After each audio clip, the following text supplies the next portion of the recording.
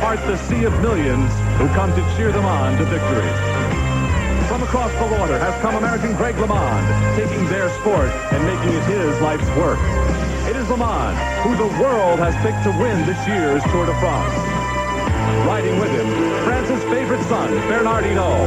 Hinault has pledged this year he will dedicate himself to a win for the American. But can a man with this passion for winning give up the chance to win again? It was LeMond who last year sacrificed himself for his friend and mentor, and now the two form the Tour's electrifying tandem. LeMond, Hinault, and 208 of the finest athletes in the world will take the month of July and turn all of France into their battleground.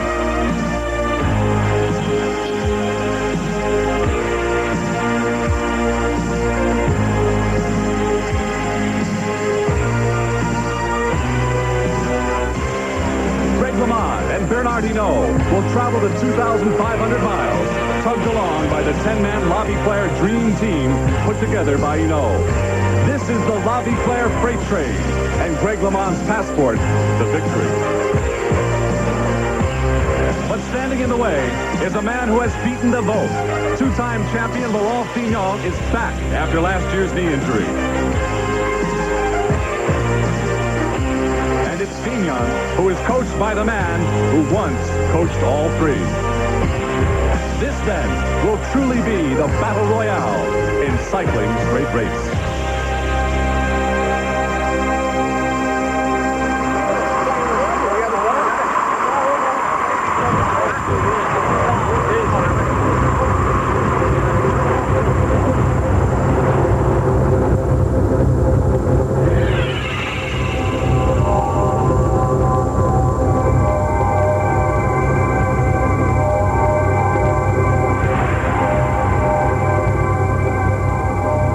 Hello, everyone. I'm John Tesh, reporting live from Paris, France, and welcome to our coverage of the Tour de France bicycle race. You know, before this race began, all the talk was about the favorites, Bernard Hinault, the Frenchman, and the American Greg LeMond.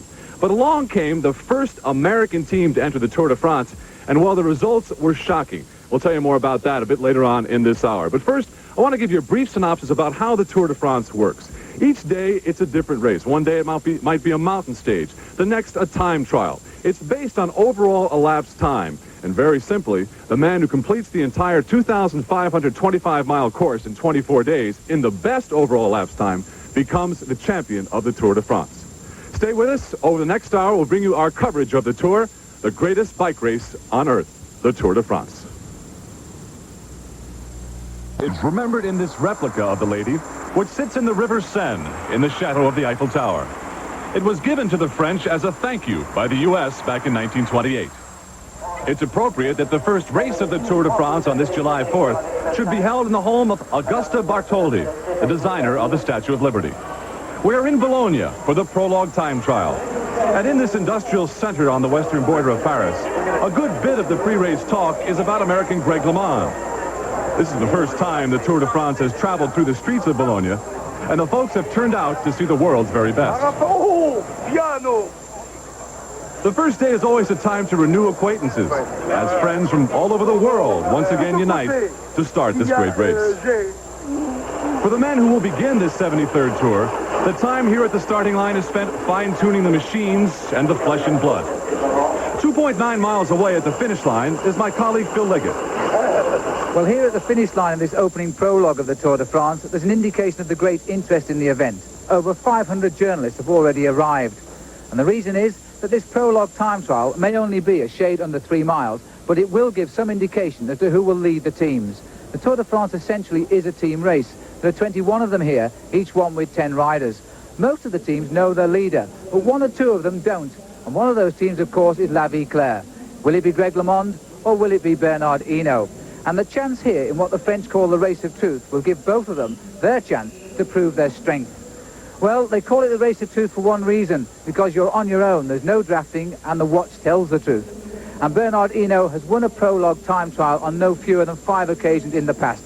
Greg LeMond has never done so, yet he really is everybody's favourite to lead the team. So a lot to fight out in a very short time trial, a real scene setter for the start of this year's Tour de France.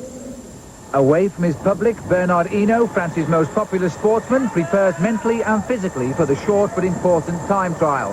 Is LeMond behind, thinking what is in the mind of the man they call the Badger? LeMond exudes the confidence of a rider who believes in himself. It's a different pressure for Eric Heiden, a champion in speed skating. He's a novelty here, but Eric has an infectious personality, and true to the Heiden method, he prepares in his own relaxed way to face the clock and the pain.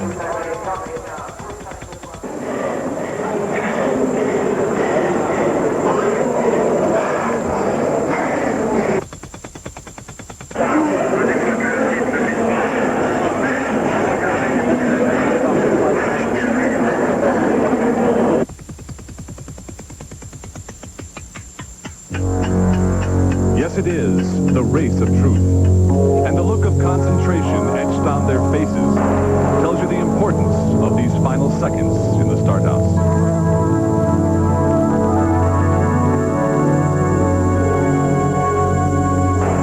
Maybe it's concentration, and maybe it's fear. Because when the moment draws nearer to meet the watch, the anticipation breeds a cold sweat.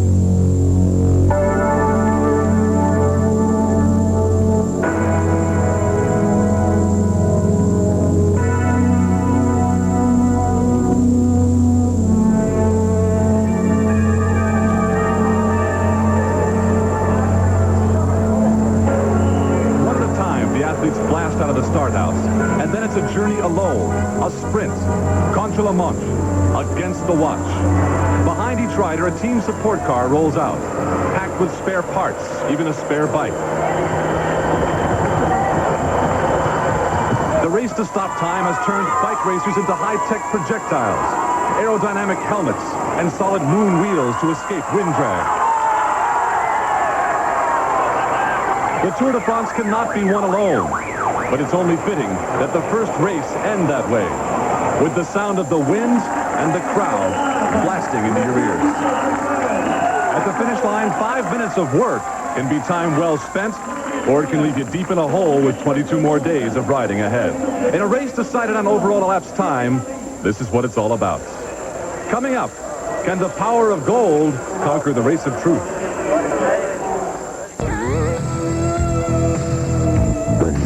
Has a beat of its own, a feel of its own, a beer of its own. Exceptionally smooth Michelob. It could make tonight the best part of your day.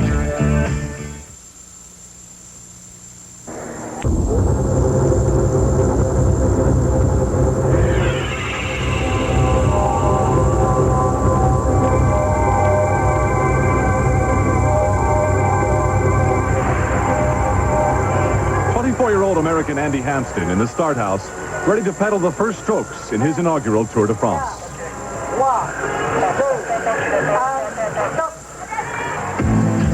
Hampsten rides on the French La Viclaire team that includes American Greg LeMond and Frenchman Bernard Hinault. And he is part of the American invasion in this year's Tour de France bike race.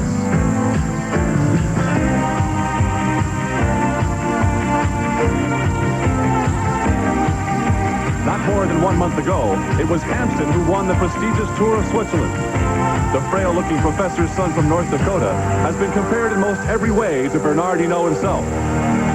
Like Hinault, Hampsten knows how to win time trials, as he did in that Swiss race. Making history is something in which Eric Heiden has become an expert. The Olympic gold medal speed skater used to train on the bike in the off-season. Last year, he trained his way to a win in the U.S. Pro Cycling Championship. Heiden is also riding in his first Tour de France and on the first American team in the Tour. Heiden plays beat the clock now in a race he helped cover with us last year. 3 years ago, Belgium's Eric van der Arden won a Tour prologue in another Paris suburb. But since then, the rising star has not always shone so brightly. Still only 24, he rides with a vengeance. And when he gets to the finish, for the moment at least, he'll have the fastest time. There's a new star now, and Andy Hampsten, using all the latest technology in bicycle design, aims to win, joining a remarkable first year in Europe. Hungry for stardom, LeMond and Hinault may soon have another winner on the team. No longer pensive, Eric Heiden grimaces at the taste of his hors d'oeuvre. The big ex-skater rides a regular bike, but he's fitted a carbon fibre rear wheel, which helps him to pedal a higher gear. Hopefully go a little faster. Hampsten finishes gulping air, the sign of full effort. Too slow to beat van der Arden. Eric's turn next, and he too fails, but a time much faster than Hampsten's, which should make him feel good for the weeks that lie ahead.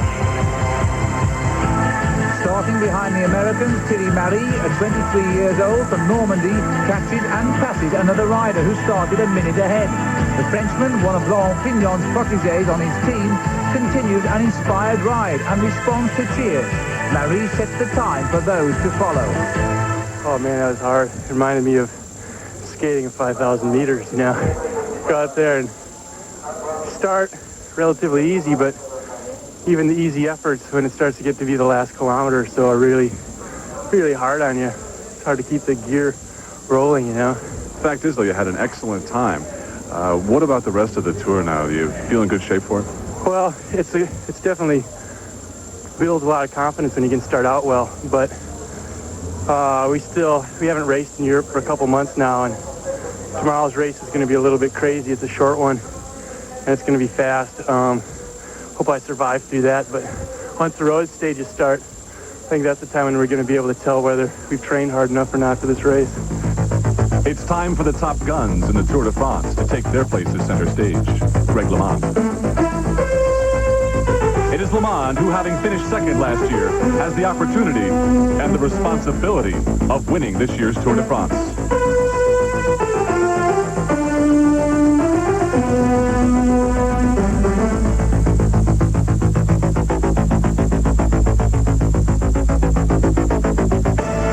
The American riding for La Viclaire has taken a beating in the press for his inability to win major races, and today pedals this year's time trial like a man possessed.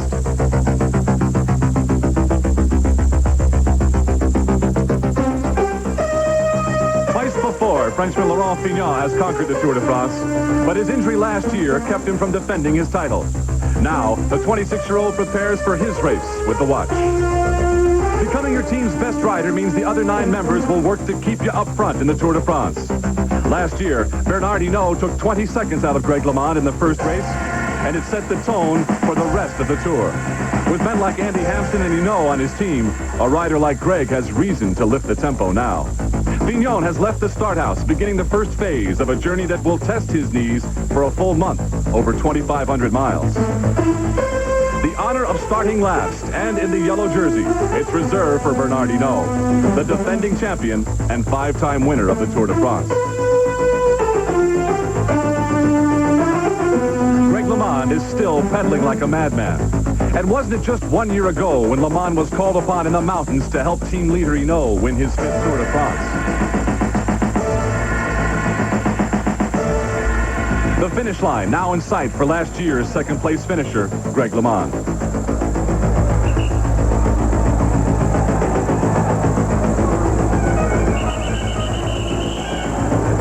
LeMond beat Andy Hampsten's time with that performance, but his teammate and France's superhero still to come. And the time trial is Bernard Hinault's specialty. And if the Frenchman takes the lead here, will he really toss away a chance at a record 6th win?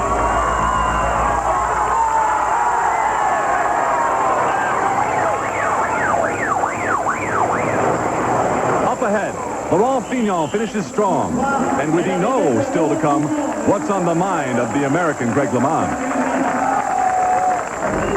Greg, you had a good time. How important is it for you at this point to be leading the La Viclaire team? It's only important to kind of set the tone of the team that, you know, I'm the strongest, and I'll be the strongest for the whole 3 weeks. And, you know, it's important. Last year I lost 15, 20 seconds, you know, in the first prologue, which he's not finished yet, but I don't think he'll do much better of a time than you never know. He knows sometimes comes out of woodwork and just explodes. But I'm hoping that at least to be equal time. If he beats me by a couple of seconds, it still doesn't mean anything in the sense that he didn't take 20 seconds out of me. But it'd be nice that I'm in the lead of the team. 5 times before, Bernard Hinault has won the prologue, and now, surrounded by a horde of cameramen on motorbikes, it's clear that Hinault will end the day's racing without a 6th victory. But this performance put Hinault 2 seconds ahead of his La Viclaire teammate, Greg LeMond.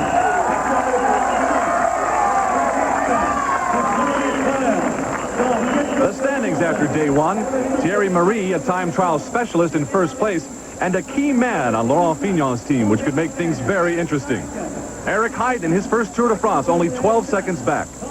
In a race that had figured to be a showdown, all of the top riders were very close. The prologue winner, Thierry Marie, not on the wanted list of any of the top riders, but in yellow, at least for now. And what of Bernard Hinault? 3 miles has left him breathless.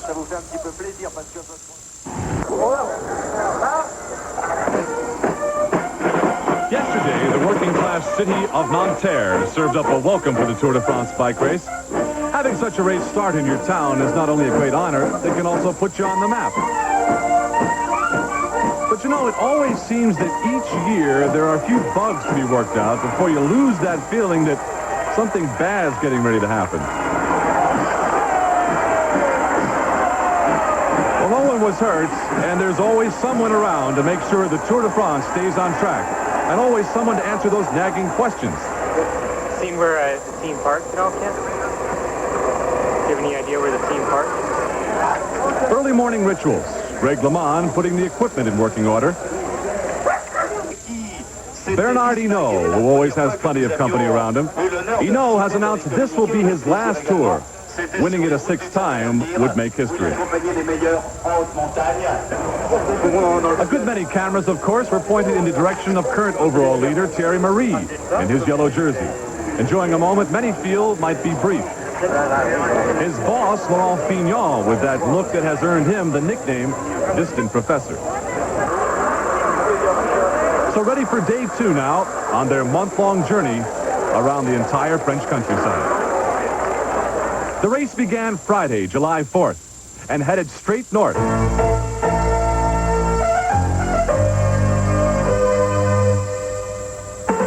It's during these early days of the Tour de France when the racing will be flat and fast as the pack moves together as one. And these towns and plains filled with so much history provide the scenic passageways for the brightly colored surface.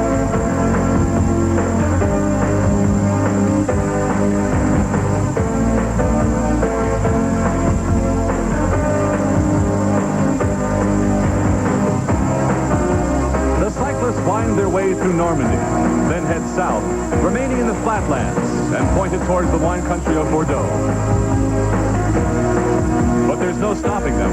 If you can't catch your lunch on 2 wheels, you'll go hungry.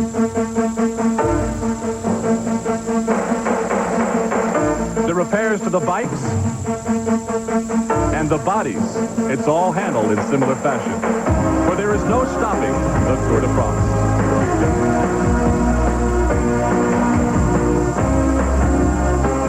Bordeaux, and the tour is off to the mountains. First the Pyrenees for 3 scorching 7-hour days and perilous trips through thin air. The crowds at the summit always number in the hundreds of thousands. The trips back down are always frightening.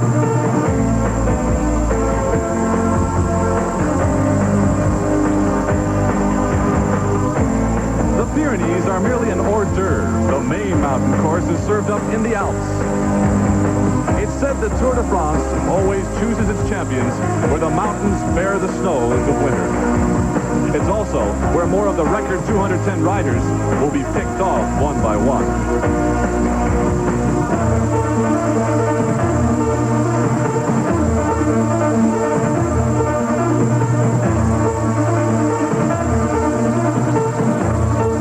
To continue the Tour de France. It takes more than pain to stop men who have trained a lifetime just to try and finish.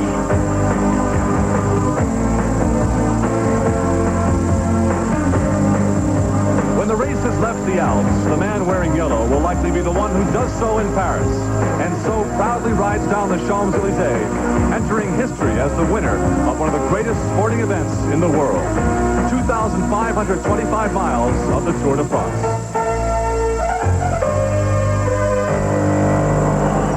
And here on day 2, 21 teams of 10 riders each got set for this year's first road race. But their pre-race procession out of town was stopped before it even got started.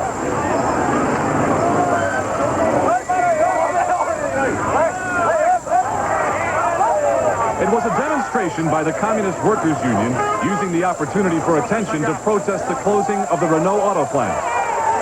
The protesters made their point without serious incident, but from behind it looked like a full-scale street brawl, and that was enough to send yellow jersey Thierry Marie looking for cover.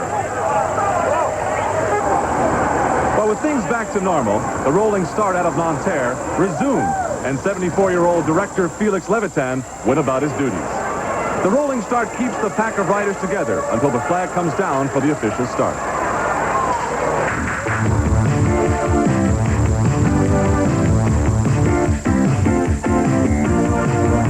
The first order of business for the bold and brave Frenchman Marie was to shake off his traumatic experience and try and chase down the racers up front.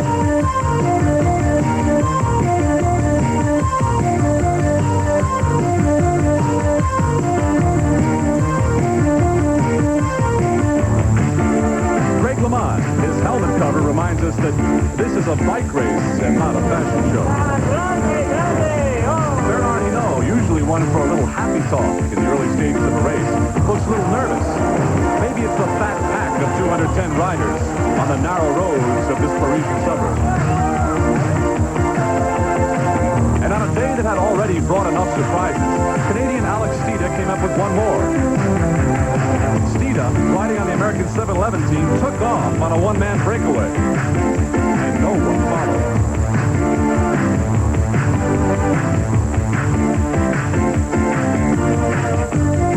So with the Tour de France less than an hour old and with scant regard for the 38 miles that still lie ahead, Alex Steeda of Canada heads off into the unknown. A touch of Tour fever, it's a common enough disease in France in July, but who cares about why? It's riders like Steeda who have made this race great. The truth is, the first American team to ride are anxious to prove they're not just food for others to build their own reputation. Steeda wants Marie's yellow jersey, and with it a piece of Tour history. No Canadian has ever worn the maillot jaune, but these riders have seen adventurers before.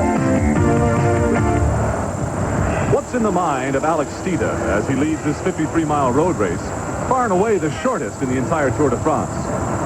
His first tour already put him in uncharted territory, and now a sign on a motorcycle tells him that at 1 minute 47 seconds ahead, he is technically in the yellow leader's jersey, and no North American rider has ever worn it. Alex Steeda is now a man with a mission. The determined 25-year-old who used to be one of Canada's greatest track pursuit riders was now pursuing the greatest goal of his life, the maillot jaune in the Tour de France. And even with a lead of almost 2 minutes, he knows enough not to allow himself the luxury of thinking what might be.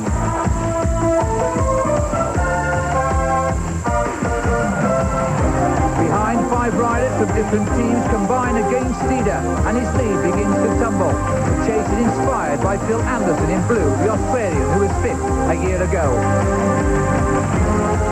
Steeda's team car tells him to get up, all is not lost yet, but maintaining 30 miles an hour is beginning to tell, and the vision of a yellow jersey today might just be an illusion after all.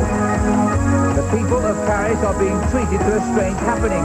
A Canadian being chased by an Australian, a Dutchman, a Frenchman, and 2 Belgians. Phil Anderson, called the Kangaroo by the French, was here to prove he might again be a challenger for this Tour de France. He spent most of the season injured. This unexpected freedom from the pack inspires the chase. There's still light at the end of the tunnel because today along the route there are catch sprints, places where the first rider wins a bonus of 12 seconds. Now his long attack makes sense. 12 seconds down overnight, Steeda's already won 1. That makes him even. So the chasers eat into the Canadians' lead. Steeder knows if he can win just one more sprint, even if they catch him, he still could win the yellow jersey. The catch sprint banner stretching across the road is no mirage, and Steeder races for it. I wonder if even the knowledgeable French understand what they are witnessing. Another 12 seconds in the bag, and if he's caught now, this is time he cannot lose. Alex Steeder is now poised to take the yellow jersey in the Tour de France. The American team is doing the impossible. Behind, the chasing pack of 204 riders begin at last to bare their teeth. Time is running out for Thierry Marie, who began in yellow this morning. Now there's a new name for the French to pronounce. They say Steeder. But hopes of a first Canadian stage victory take a setback when the 5 chasers led by Paul Deshaw from Belgium catch up. The man at the back, Phil Anderson, another member of the Commonwealth, has been responsible for the capture of the Canadian. And with the main field still behind by 30 seconds, all is not yet lost. Anderson's gesture here is friendly. Steeder has earned respect. No more will the field in the Tour de France see the American team as a novelty. Not when one of them has earned the yellow jersey of leadership.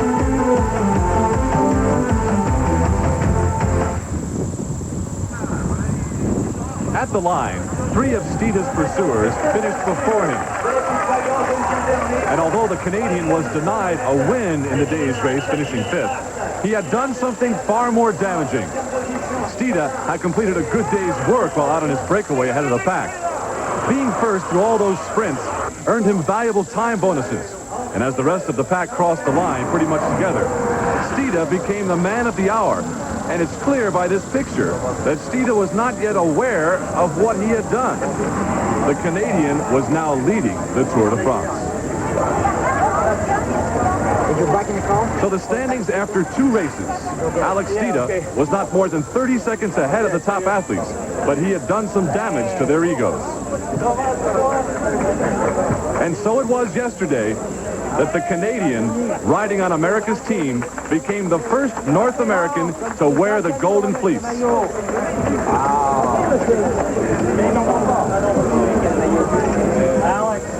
It was an outrageous move on Steeder's part, but one that certainly paid off.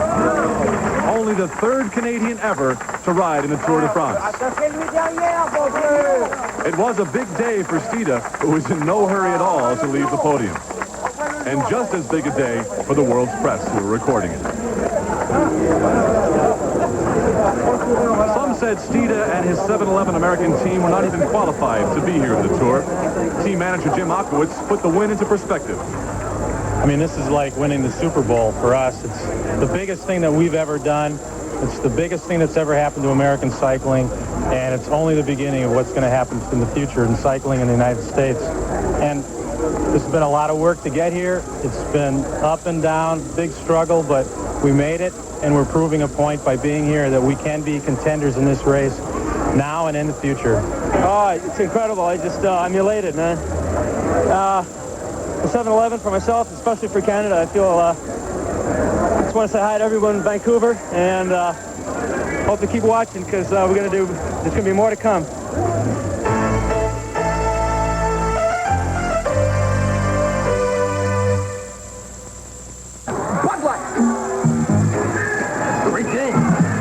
If you just ask for a light beer, you never know what you'll get. Pitcher of light.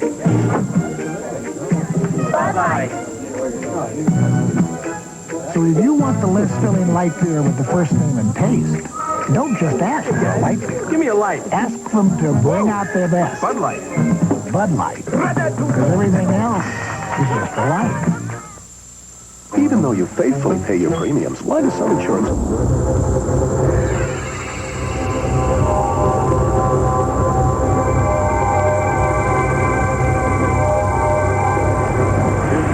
The Tour de France is not only a magnificent bicycle race, but it's an advertiser's extravaganza. Now, you won't find television commercials here in France the way you would find them on TV in the United States. So in order to get their products on TV, what the French do is become the official sponsor of something. There's an official bank of the Tour de France. An official drink. There's also an official tow truck company of the Tour de France. Also, there is an official sponsor of what you'll be seeing a lot of this month, the yellow jersey. That's Banania, which is a breakfast cereal in its regular form or in Banania Classic. There's an official insect spray of the Tour de France. It's called Catch in this version, the spray version, and of course, Catch Motels. Now, the official aperitif. Ricard, if you drink too much of that, there's the official vitamin C, Vita Scorball. The official power tool of the Tour de France, Ryobi. And, of course, the sponsor of the white jersey, the best rookie, Super Qua. This will get your stuff clean in a hurry. To give you some idea of how it all works in practice, take a look at a compressed version of Canadian Alex Steeda's 15 minutes on the podium. When Steeda went out on his surprise breakaway on Saturday so early in the Tour, he also won all the different jerseys. And when it came time for all the presentations, well, it was truly a hugging, kissing, smiling, banner-holding, hat-wearing, flower-accepting, advertising frenzy. What's even more astounding, though, is what precedes the Tour into each different town 1 hour before the day's race. They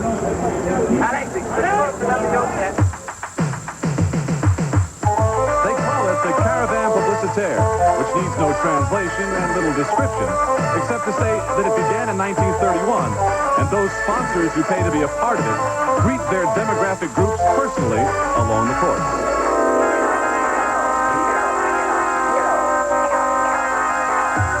For the spectators, it's exciting, and if you'll forgive me, one of the more ridiculous things you could ever witness up close and personal.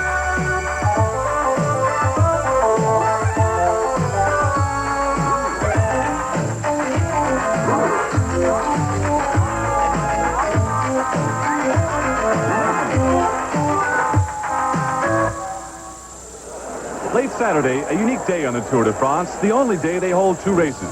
The chatter prior to the team time trial was about the fortunes of the Tour's first American team in general, and yellow jersey Alex Steeda in particular. When Steeda took off on his one-man breakaway in the previous race, no one saw him as a threat, but the joke was on everyone else. A cruel joke indeed for the man everyone thought would be the first North American to wear the yellow jersey. Well, it's a rather real lucky break for them because it's not a matter of really by strength that they took it. It's by luck because of the circumstances. But it's a good break for them. It's good. It's a once-in-a-lifetime deal to wear the yellow jersey. It's incredible. Unbelievable. And it's impossible to describe the magnitude of that accomplishment. It's incredible. LeMond never had the yellow jersey, and he's done the race twice, and he's the best cyclist in the world. It's amazing. Indeed. But this year, Greg has been picked as the favorite to win with his French team. And we are, after all, only 2 days into the Tour.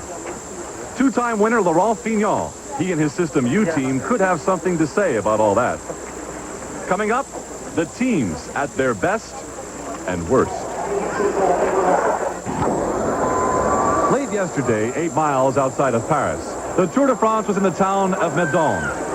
Warm and windy, and the second race of the day following the 53-mile road race. This was a 34-mile team time trial. In the spotlight at race time, Canadian Alex Steeda, who would lead the 10-man American team. The team time trial stage in the Tour de France is the one the riders hate. The leaders of the teams are at their most vulnerable because they are only as strong as their weakest members. The rules say that 6 must finish together at the same time, so even anxious team leaders must wait for their weaker teammates. Each man takes his turn to lead the formation into the wind, but it's not as easy as it looks. The best teams can knit together into one fluid movement.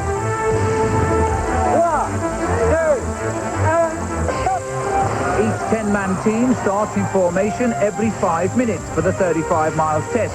And with the team racing for the fastest time, a strong squad can gain a lot. The 7-11 team have never ridden a team time trial with 10 men, and they need a good time to keep Alex Steeda in his yellow jersey. The emphasis is on speed and coordination, and riders normally accustomed to sitting in the pack must take the lead. The La Vie Claire team, led by Greg LeMond, show their years of experience by keeping a tight formation. They ride in 2 files, one going forward to set the pace, the other falling back for a little bit of relaxation. Led by Laurent Fignon, the System U team is experienced and anxious to do well. Team manager Cyril Guimard shouts to keep his men aware of progress. But it's left to former Tour winner Laurent Fignon, who has the job to keep his gladiators in textbook formation.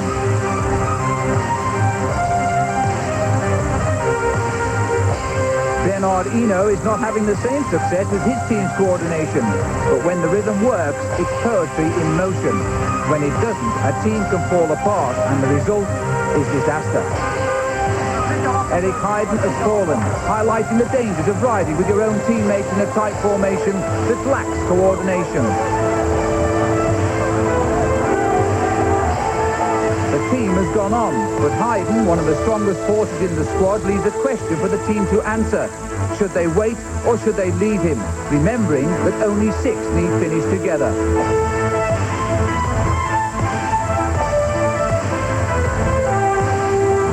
It's difficult for Heiden to restart, and over the hill the team shows signs of waiting. But on this historic day, fortunes are mixed for the team, and there's more trouble.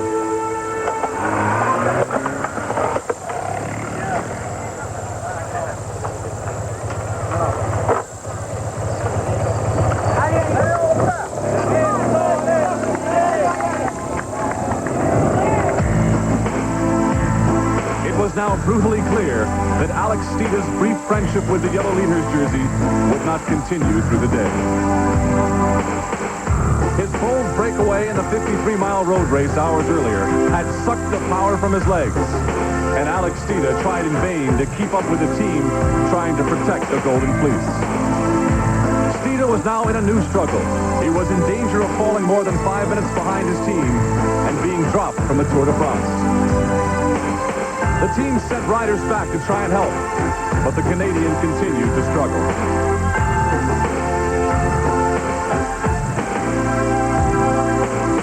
The La Vie Claire team, and Greg LeMond picking up his tempo, riding in a nervous hustle, his team appearing lackluster, and LeMond trying to generate a quicker pace.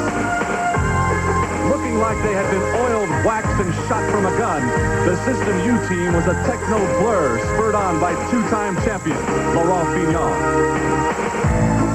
Steeda continued to falter and was now caught by the Peugeot team, who had started minutes later.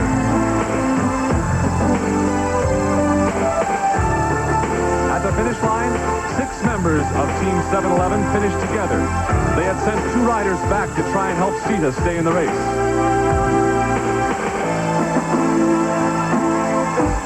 In 1 hour and 16 minutes, they had endured a crash, 4 flat tires, and lost the yellow jersey.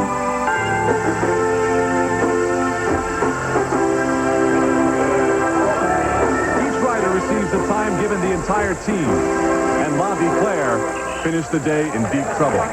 The feeble efforts of the team that included LeMond and Hinault would leave them a full 2 minutes behind the leaders.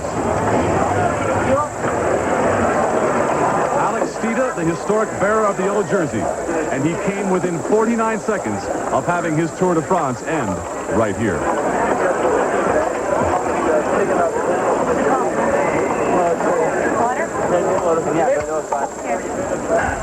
The winners of the team time trial System U, Laurent Fignon and his army of first lieutenants, had obliterated La Vie Claire's dream team and the rest of the field. How do you feel, man? Oh. I can't feel my legs. We just weren't organized, and I think the lack of experience in the time trial really showed today. I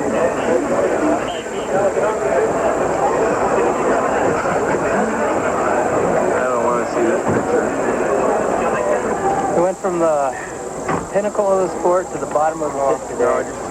They were clamoring to see a French superstar, but not Hinault. Laurent Fignon was of interest as the man who could, with his team, lead and win his 3rd Tour. And his loyal 10-man System would never give him a raw deal. Saturday, the yellow jersey for the second time in 2 days. Fignon's right-hand man, Thierry Marie. Smiles all around for the system, but for no one else. Our team was first place? Good luck.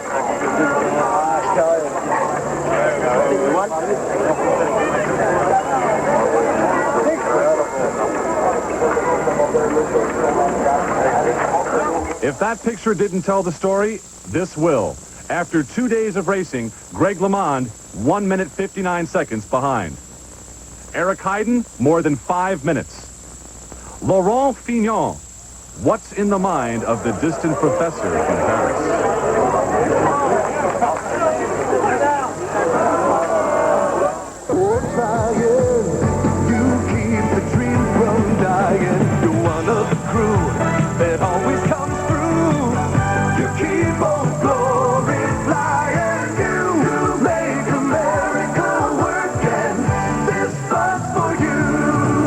Budweiser salutes all the men and women in uniform who proudly serve this great country.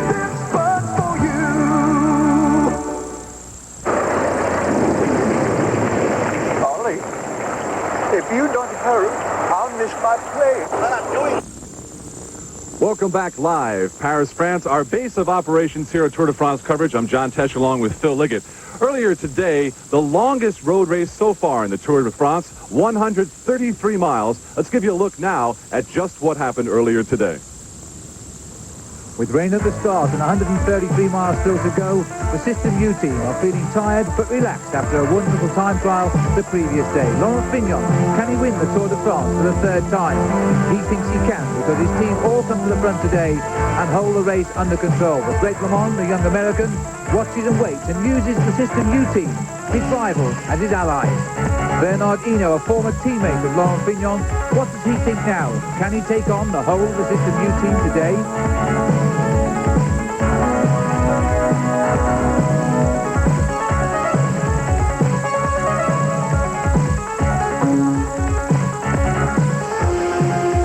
Surprise of the day was generated by the Boulder native, American Davis Finney, who decided it was time to go to his famous sprint and lead the American 711 team. So Finney, fifth in the Olympic Games in Los Angeles in 1984, is now trying for the greatest moment in American history, a road race win in a stage of the Tour de France. And with the final sprint, a frenzied one indeed, watch the right of your screen as Davis Finney, just at the finish line, becomes the first American ever to win a road race stage in the Tour de France. So look at the standings after today's race and 3 days in the Tour de France, and look at Greg LeMond, almost 2 minutes back along with Bernard Hinault. Eric Heiden, better than 5 minutes back. And back here live in Paris, and there's a look at how Davis Finney and the rest of the Tour de France gets back to you in the United States. And a look at our mobile production audio and video state-of-the-art facility that, believe it or not, travels around and will travel around with the Tour de France 2,500 miles. Back here with Phil Liggett. And Phil, a question about Greg LeMond. 2 minutes back. Does he still have a chance? Almost certainly, John. He's only, in fact, 2 seconds back on Bernard Hinault, and that's got to be one of his major rivals. LeMond, of course, will be a little bit disturbed that Fignon's a little bit further up the ladder. But for me, these are the men of the Tour de France, and the rest are just supporting riders, even though we've had a great win today. What about this 711 team quickly now? Do they have a chance? They don't have a chance of winning the Tour de France, but the world is full of fairy tales, the Tour de France especially, and today we've seen a fairy tale come true. It's been fantastic. And a great day for Davis Finney and the day before Alex Dida. That's it from us here in Paris. Stand by on CBS Sports for the Greater Hartford Open. For now, I'm John Tesh for Phil Liggett. So long from Paris, France.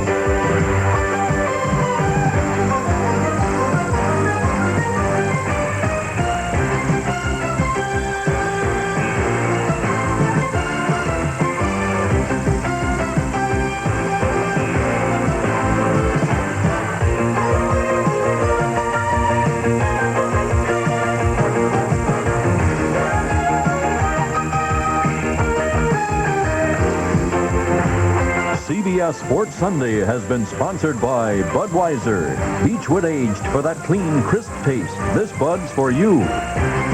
Anco. See your way clear with quality Anco windshield wiper products. And by United States Liberty Coins. Keep Liberty in mint condition with United States Liberty Coins.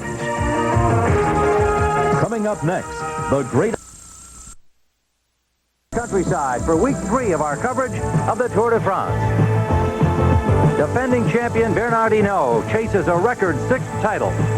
Countryman Laurent Fignon seeks his 3rd. And Greg LeMond, Hinault's teammate, is striving to become the first American champion. Forging, fitting up, hand finishing. Exacting standards that say nothing is complete until it's right. One beer is brewed with these same values. Budweiser. The most expensive ingredients. Exclusive Beechwood aging for a clean, crisp taste. Because this Bud's for you. The glorious day of Canadian Alex Stita making history in the yellow jersey. Hours later, pain and defeat at the hands of the Tour de France. The single-minded ambition of American Greg LeMond.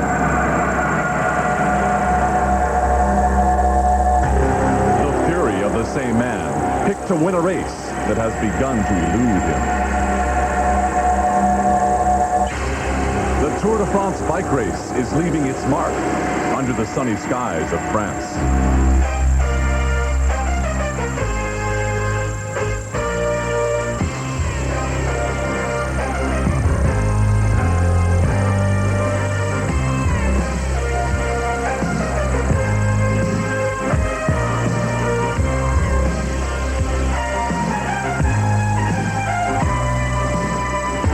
5-time Tour de France winner Bernard Hinault, whose over-the-shoulder glance only reminds him that he will always be a marked man.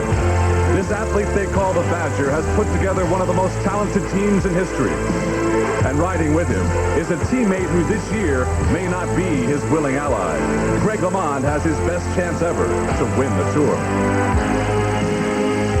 And here in France, their battle with a race and with each other will be waged over this most alluring and challenging countryside.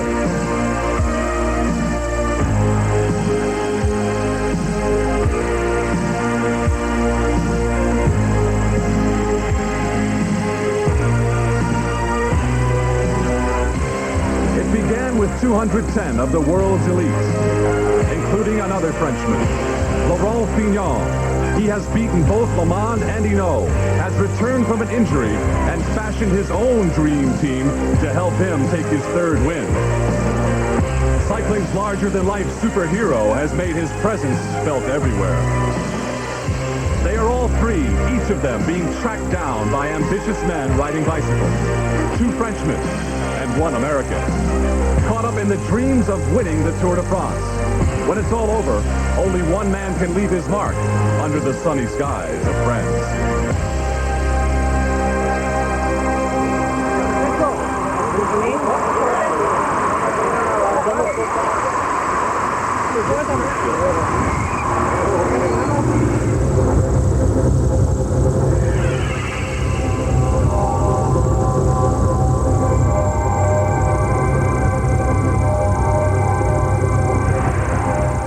It's the people who line the course of the Tour de France in small towns like this one that give the race its character and its soul.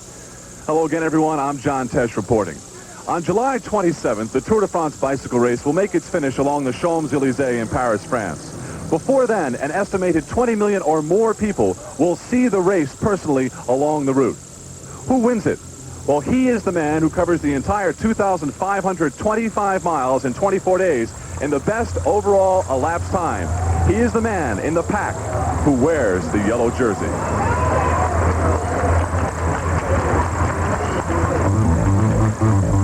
Day 1 of this year's tour, Bernard Hinault wearing the yellow jersey as the defending champion. At day's end, the jersey would go to the fastest in the race against the clock, and this was Hinault's specialty. The prologue time trial. And for Hinault and riders like Olympic speed skating champion Eric Heiden in his first Tour de France, the 3-mile race against the clock was the first opportunity to make a personal statement.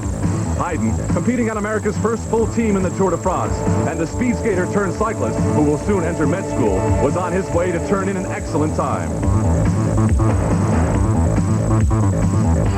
Greg LeMond. In last year's prologue, Hinault's time was 20 seconds faster than Greg's, and it was important for Greg to establish himself here on day one in this year's prologue as the team leader. Laurent Fignon, his first moments in the starting house since he won the Tour in '84 and then had to sit out last year with an injury. Although the three favorites, LeMond, Hinault, and Fignon, were denied the yellow jersey on day one, it was Fignon's teammate, Thierry Marie, who had the best time and the jersey. 5 times before, Hinault had won the time trial, but not today. Was this a bad omen? And as the reporters closed in, perhaps the question in Greg LeMond's mind, with only 2 seconds separating he and teammate Hinault, which one would the 10-man La Viclaire team work for? Thierry Marie and his yellow jersey, Fignon's first lieutenant, had done well. Day 2 started with a bang as pre-race festivities got into full swing. It's just not easy working out the bugs right away. It also wasn't a simple task getting Day 2's 55-mile road race up to speed, as communist workers took the opportunity of worldwide press coverage to protest the closing of an automobile plant.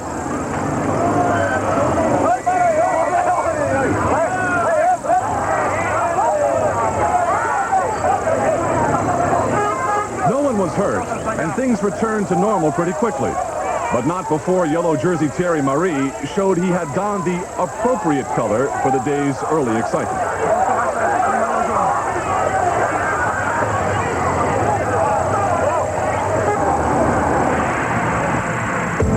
When the racing began in earnest, it was Canadian Alex Steeda riding on the American team who decided the shortest road race in the Tour de France was a chance to become the opportunist.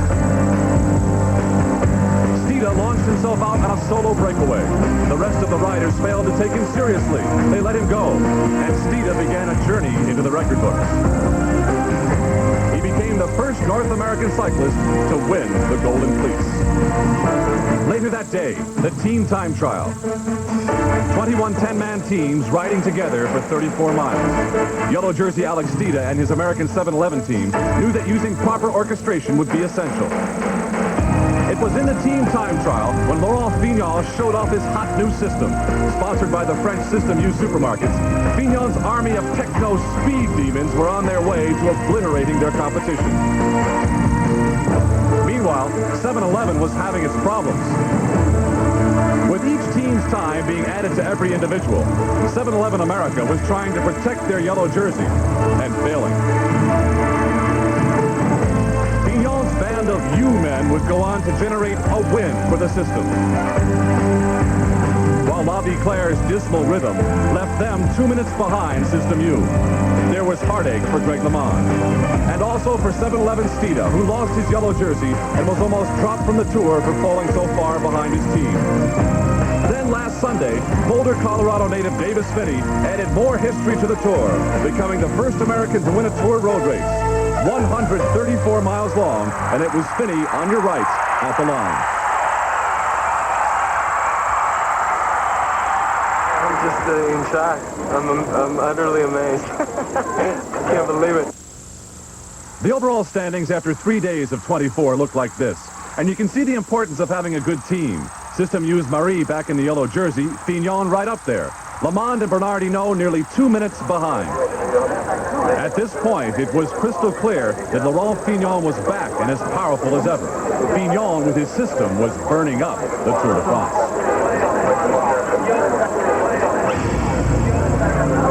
That's exactly what we want them to do. We want them to work. I mean, it's 3 weeks long. It's going to be impossible for them to keep the yellow jersey that long. The system, it would seem, is everywhere.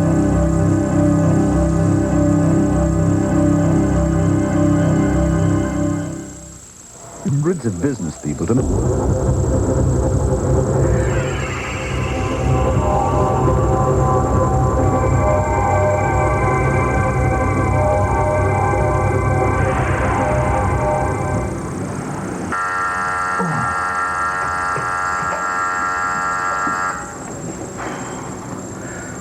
You know, every day in the Tour de France is another long day. Everybody gets up early. There's 23 days, there's 23 different hotels. It's the most transient sporting spectacular in the world.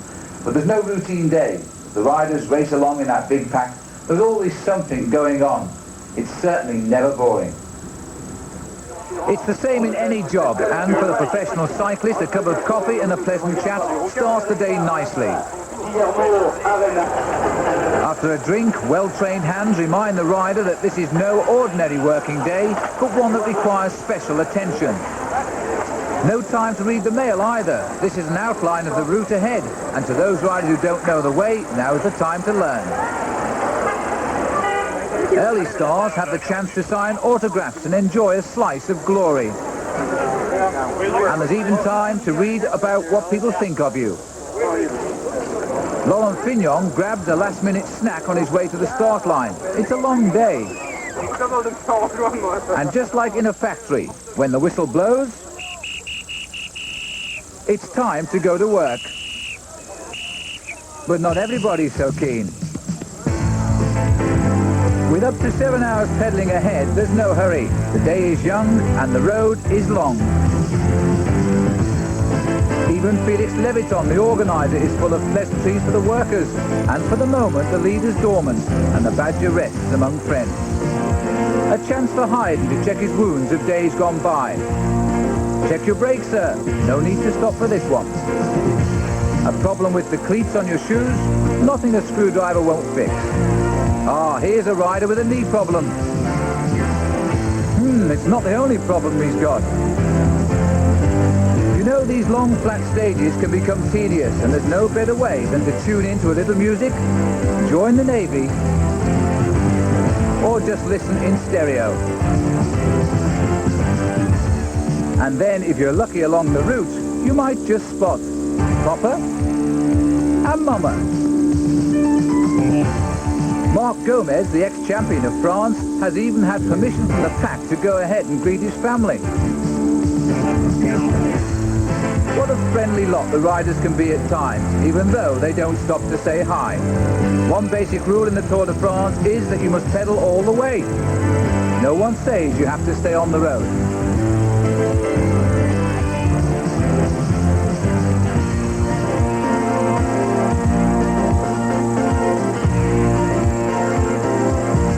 But never underestimate the dangers of riding in a pack of over 200 riders. Elimination is just an elbow away. The miles tick by, and as the race this day approaches half distance, then lunch is taken. Riders snatch the sacks of food and then, like squirrels, store it for the remaining miles ahead.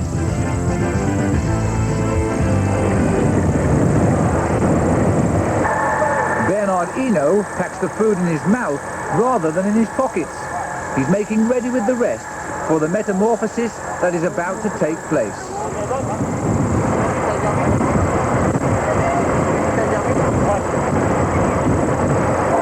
With lunch break over, Laurent Fignon calls on manager Cyril Guimard. And Greg LeMond prepares for the real work, which will soon begin by putting on a hard hat.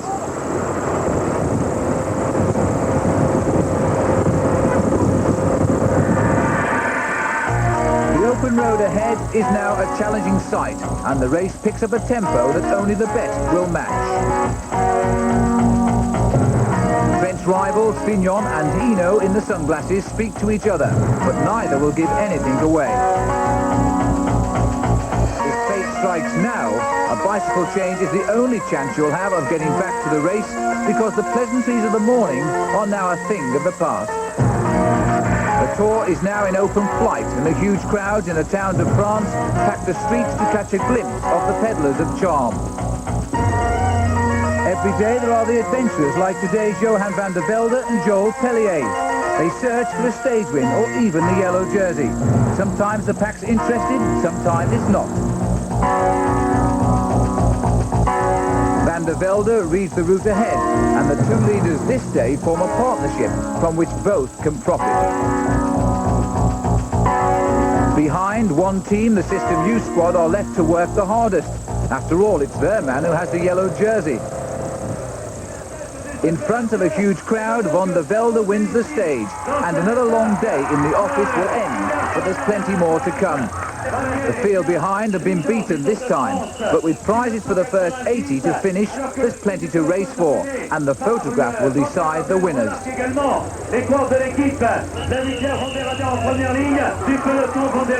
And what a day for Van der Velde. He gained enough time to take the lead for the first time in his life. After the race, it's time to think about one thing: preparing for tomorrow's race. Every day, the team mechanics take each and every bike completely apart, clean them up, and then reassemble them once again. While the athletes sleep, these guys work well into the night and are then up at dawn getting the gear race ready. Since there's a new finish line every day, someone's got to tear this stuff down and then put it back up again. 600 of these crowd control barriers have to be put away. The 500 members of the press have split town, so their area has to be dismantled. 350 of these volunteers, each of them, have the unenviable task of preparing the arenas for 24 days of the world's most grueling bike race. And they have to have it set up by 7 a.m. next day. By the way, the guy who runs the operation is a former colonel in the French Foreign Legion. The Tour de France, live in concerts and always on the road.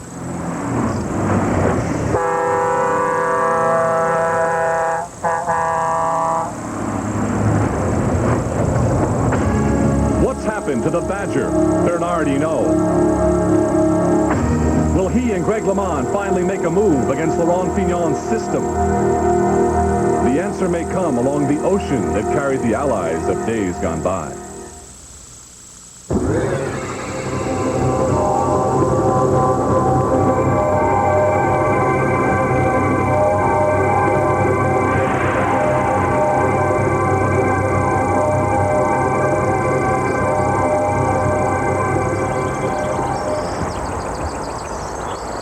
Daybreak over the shoreline near Cherbourg, France. A crystal-clear dawn presiding over peaceful sands.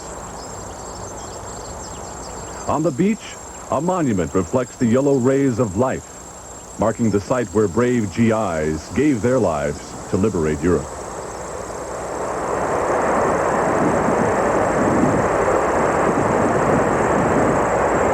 It's peaceful here now, but 40 years of healing has not erased the memory of what happened in this place called Omaha Beach.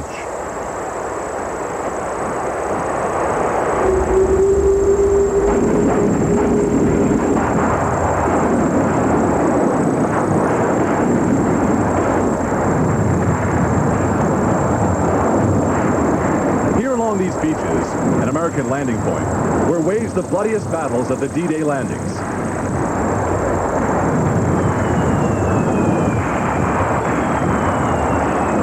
Omaha Beach, which began as a code name, the Third Army swept down through Brittany and went on to liberate France and the rest of Western Europe. In Colville-sur-Mer, there stands an American cemetery, 9,385 marble crosses. Brave young men who fought for us, each and every one.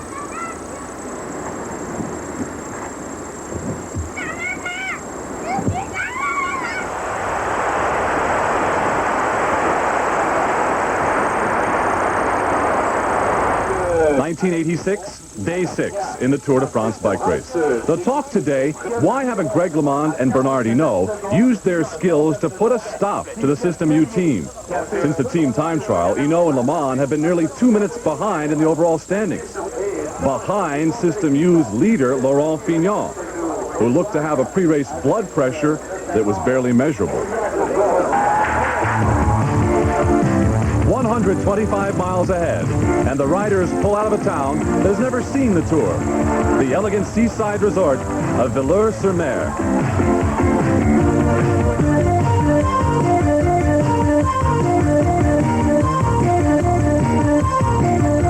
Right away, Bernard Hinault lets it be known that he's had enough passive jousting and generates a breakaway off the front of the pack.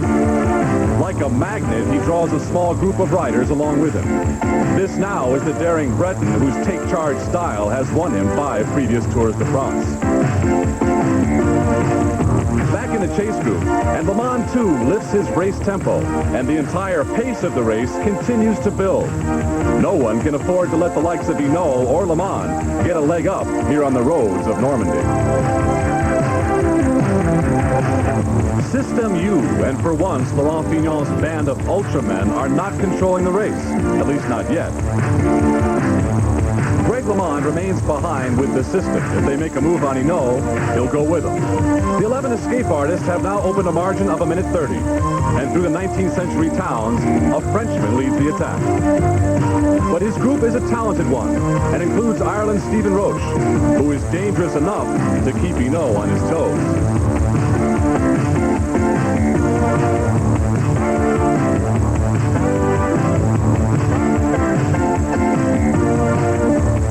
Chasers, led by LeMond and System U, are now almost 1:45 behind the leaders, and the blistering pace has opened up the ranks, throwing the swiftest into a scramble in single file. A check on the watch and the smile on the Breton faces tells the story. The first serious attack in the Tour de France is in progress. And on a day when no one expected more than a routine ride through Normandy, it's the Badger who's come out of his set in fighting mood. There's no finer time to attack than when your enemies don't expect it. And this group of 12 men push the pace up to 35 miles an hour as they speed towards Cherbourg. Greg LeMond follows the moves behind. Why should he chase a teammate? Hinault must be surprised by the way he's gathering time, but tours have been won by many errors. This is one gift he must accept. He's joined by Stephen Roche, third last year, another favourite who has fled the pack. Free as birds, everyone will help now. Unbelievably, the Vigilant System U team have allowed the unthinkable to happen, and now they must group together and try and correct their biggest mistake. Laurent Fignon, expecting a quiet day in the sunshine, is forced into action with his whole team, knowing that if the group ahead stays clear, his hopes of winning the Tour may be gone forever. The System U team chase with no help from the rest, because they know that Fignon must chase, using energy that later might cost him the race. Bernard Hinault, the winner of 5 Tours, knows only too well the damage he's causing behind. The wily Breton has come out of his corner at last to show the world that at 31 he can still win the race for a record 6 times. Of all the tactics the riders might have expected, this is one they would never have thought of, because Hinault's record shows he never attacks on the flat. Exasperated, embarrassed, Fignon counters hard. He takes with him a small group, and guess who sat in at the back? Greg LeMond, wearing number 7 and enjoying a free ride on Fignon's account. The Frenchman, it seems, is in a La Vie Claire sandwich.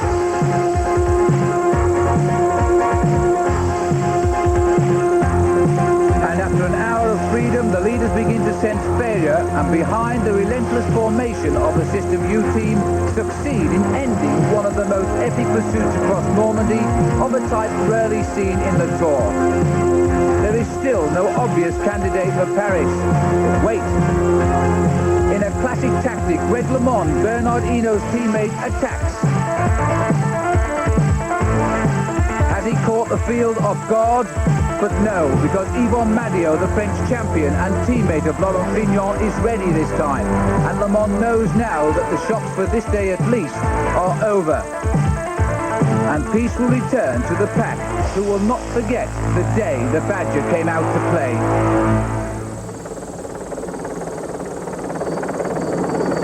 And in the end, Johan van der Velde kept the leader's yellow jersey. The standings following 6 days look a lot like they did before today's race.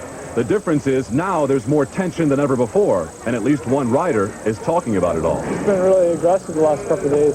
Everybody's nervous for the time trial in the mountains. I think everybody's waiting for something to happen, waiting for it to explode.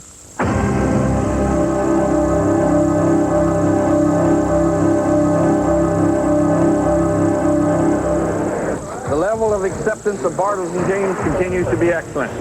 For a while, though, we were worried that these folks might have gotten hold of a batch which, in addition to being extraordinarily light and refreshing, made their hair turn funny. But we have been assured that this is not the case. So please continue to enjoy the Bartles and James Premium Wine Cooler, whatever your hair or lifestyle. And we thank you for your support.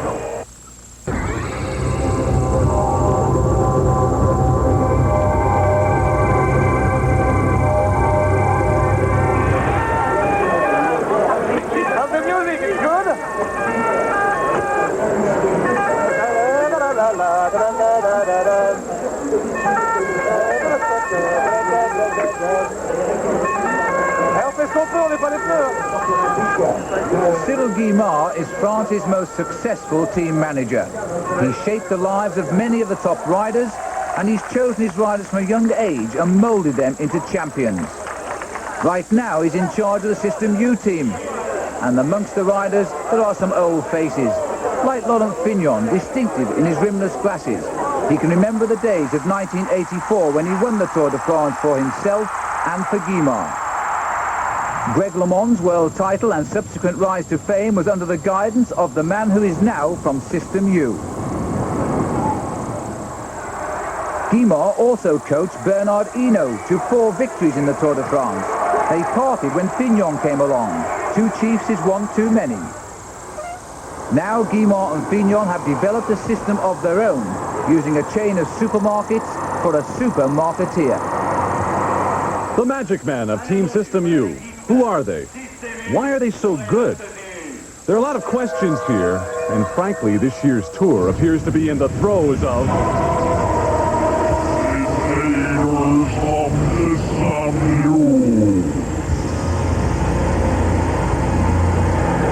It was the team time trial when we all began noticing something a bit odd about this team. They all use those special black moon wheels, each rider wearing a yellow pointy plastic helmet, except for their leader, Fignon. Already, they had put 7 of their riders in the top 10 standings in the Tour de France bicycle race. And how do you explain a team leader named Cyril, who's already toasting with champagne? Toasting.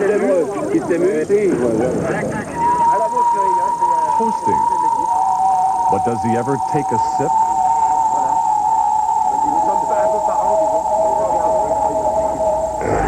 Where did they come from? Why are they always riding at the front of the pack? Is this a question that will ever be answered? Who knows the answer? It seems like they're from another galaxy. They're at the front all the time, protecting their jersey, and they're just superhuman beings. Why are they so quick to accept free laser muscle treatments at the end of each race? And what of their leader, Fignon? Why is he always running from something? Indeed, they don't even speak our language. Je pense que pour l'instant on est bien placé, on a très bien travaillé, on a très bien joué pour le classement en général, et je crois que Laurent est idéalement placé, et je crois qu'il va remporter en troisième tour. Okay, thank you, Messi. Is this a normal team vehicle? Well, you know, we're supposed to be staying in the same hotel as those guys, but I never see them. And I don't know. You see lights and things going on late at night. And Fignon, I mean, he's there at dinner, boom, he's gone. I don't know where the guy comes from or where he goes, but he definitely doesn't sleep in a bed. All over France, they're putting up thousands of these. Young French children are even beginning to look like Fignon. The system and its U-shaped symbol, it's everywhere.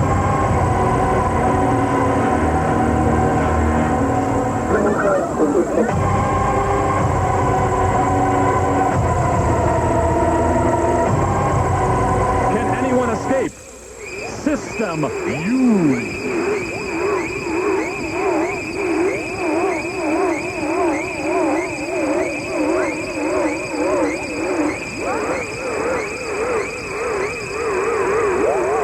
For the next 2 weeks, take care. Watch the podium. Watch the Tour de France. Watch the skies for...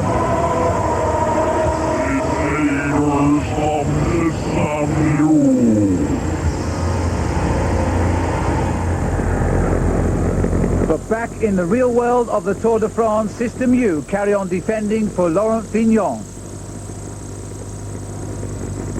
To come, though, there's a time trial. Will the system break down?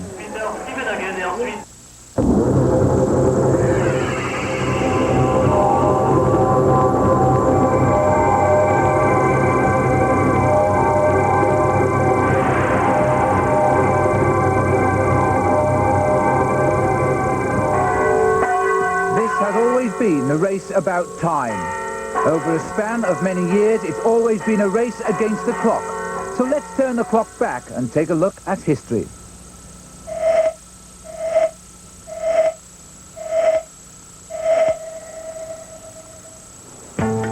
For 83 years, many things have remained unchanged. The backdrop of the beautiful French countryside, for example, the struggle of racing each day and every day, and the glory of the victory. À bicyclette. For 83 years too, men have raced bicycles around the entire French countryside. They may have slowed down occasionally for a passing train, and even done a little bit of walking. But only one thing has cancelled the Tour.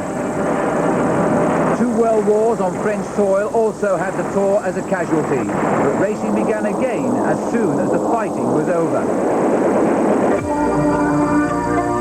Today, the Arc de Triomphe signals the end of the race around France, where the final yellow jersey is awarded. Yellow? Because that used to be the colour of the sponsoring newspaper. With heavy bicycles, no multiple gears, and with spur tyres tied about their shoulders, the Tour de France began to build its legends. No helpers were allowed in the early years, and to start next day you had to finish with your bicycle even if broken.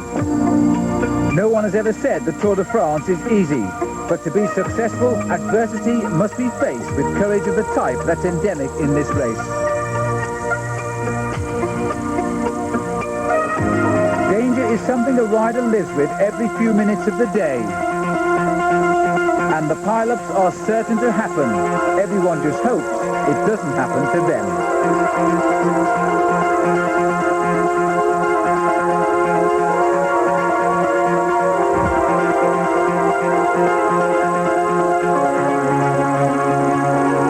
One tragedy above all has scarred the Tour de France, and British cyclist Tom Simpson died on the climb of Mont Ventoux, a barren, burning mountain slope in the Massif Central region.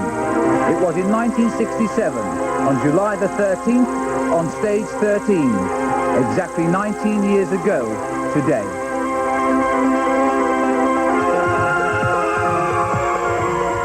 Happily, most people remember the Tour by its greatest riders. Louis and Bobet, 30 years ago, the last Breton before Hinault. Jacques Anquetil, 5 times a winner from Normandy, and now a television commentator. And the greatest rider of all time, Eddy Merckx from Belgium. Today's heroes, like Bernard Hinault, this year aiming for his 6th win, have been developed because of legendary figures such as these, who have, by their very courage, shaped the Tour de France into the most grueling race on earth. This year, will there be a place in history for Hinault and a 6th win, or Greg LeMond, who could be the first American winner? The American American invasion of the Tour de France came in 1981, when a young cyclist named Jonathan Boyer was the first to ride it. Boyer moved to France in 1974. He took a 6-week crash course in French and was hired as a rider by a French team. Boyer has since retired from the Tour de France after a personal best 12th place finish. Next came Greg LeMond, who embraced the Tour in 84 and finished third. The third American, Doug Shapiro, was hired by a Dutch team, and he finished 74th last year. Now comes the first American-based team. Out of the Wild West, they hail as a group of eager young trailblazers. The team is sponsored by a chain of American convenience stores and an Italian industrial dishwasher company. Here in this year's Tour de France, they've already been making headlines. Won the yellow leader's jersey on day 2, and although he lost it the same day, he was the first North American to wear that jersey. And then last Sunday, Davis Finney from Boulder, Colorado, became the first American to win a Tour de France road race. And then there's Eric Heiden, who would like to add a successful finish to his 5 Olympic gold speed skating medals. But their tour hasn't been easy. It's unbelievable how hard these races are. You know, there's all these guys that are going for it, and when they get out there, they work really hard. It's about 50% faster, 200% longer, and 100% harder. There's nothing like it. It's unbelievable. It's really unbelievable. We haven't got to the hard part yet.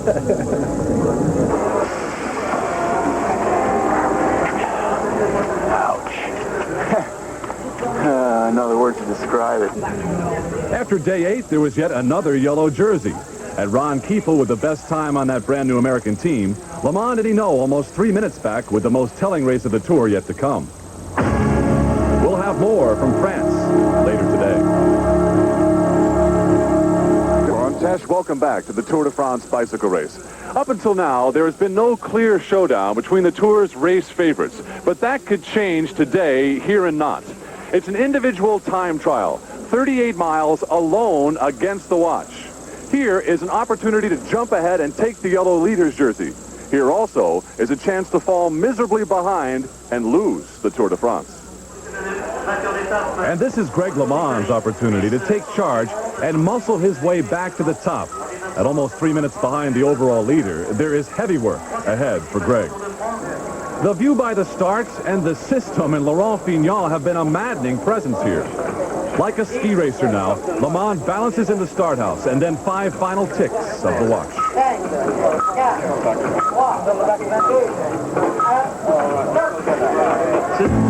There is no team for help or hindrance here. LeMond and the others will all be alone on the course. The 25-year-old from the States who moved his family to Belgium to train rides on the French team he feels gave him a raw deal last year when they asked him to help teammate Bernard Hinault win his 5th Tour. LeMond admits he made a mistake, and this year he says he will work for no one. Bernard Hinault, also close to 3 minutes out of the lead, has in his career always used the time trial to jump into the overall lead.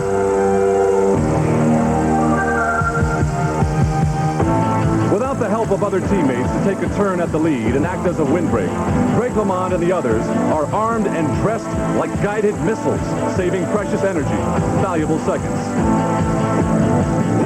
The final countdown has begun for Hinault. And for almost an hour and a half, it will be nothing but the race with the watch. Last year, it was Irishman Stephen Roche who gave both Hinault and LeMond trouble in the mountain stages, and his time trial today could set up the dynamics for next week's trip through the Pyrenees. Entering this race, his overall time in the Tour is 1 minute better than Hinault and LeMond. LeMond told us before this race, this would be the Tour's first real test of its riders, and it's obvious the American has adopted one singular pace, flat out.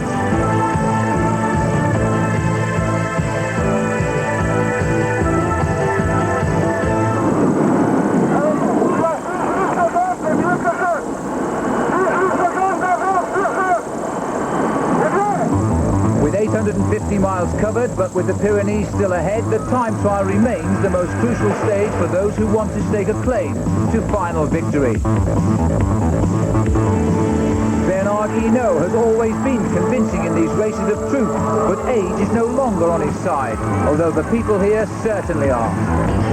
LeMond is the new star, but it is here where he must prove he is ready to lead his La Vie Claire team. Behind them both, Laurent Fignon prepares for his moment of truth. A winner in both the tours he's ridden, a year out with injury, leaves a question to be answered. Is he fit enough to come back? No moon wheels for him in this age of advancement, but still a strange-looking bicycle.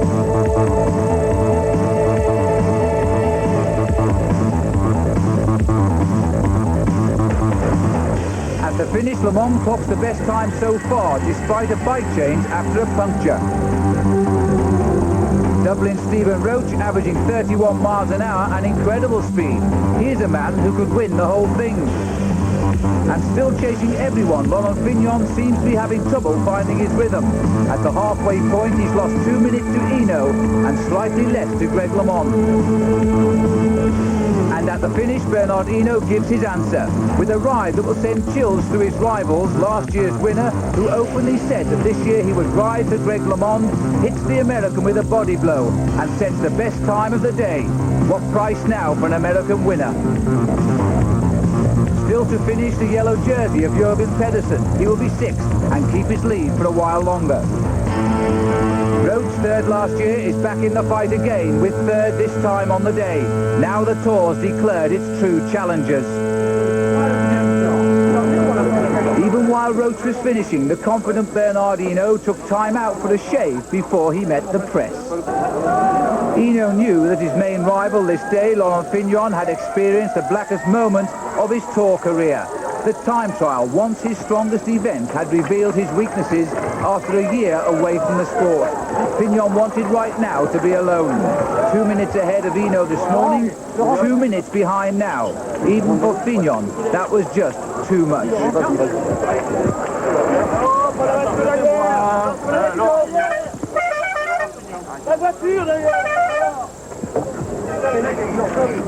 The time trial standings, and oddly enough, the first three are a duplicate of last year's final standings, when Hinault won it all. The overall picture, Hinault and LeMond back in the hunt for the leader's jersey, with Fignon in a bit of trouble.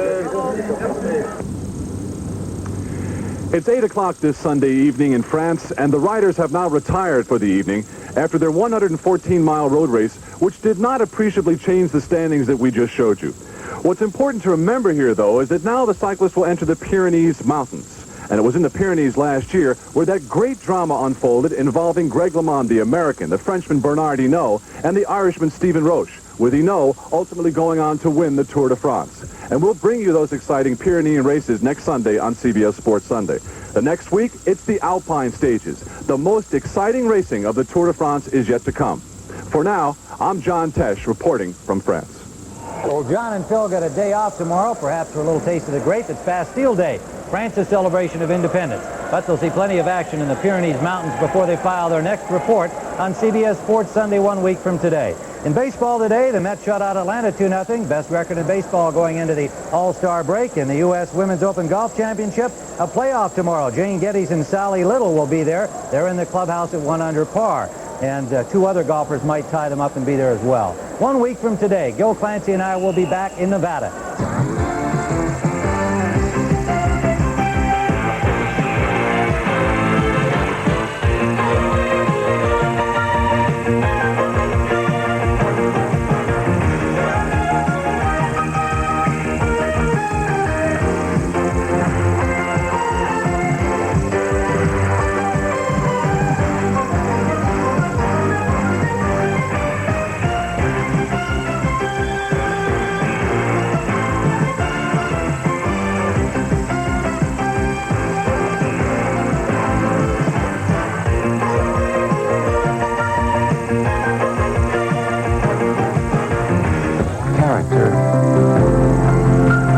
Nobility, if you like. It should be known as the best of its kind.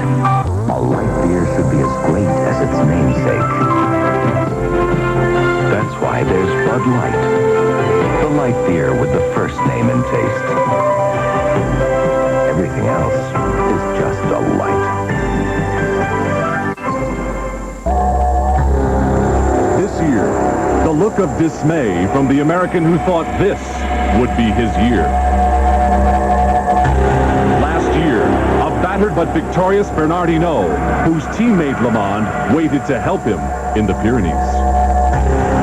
This year, the Frenchman is already poised to win a record 6th time. The Tour de France bike race has reached the mountains of the Pyrenees.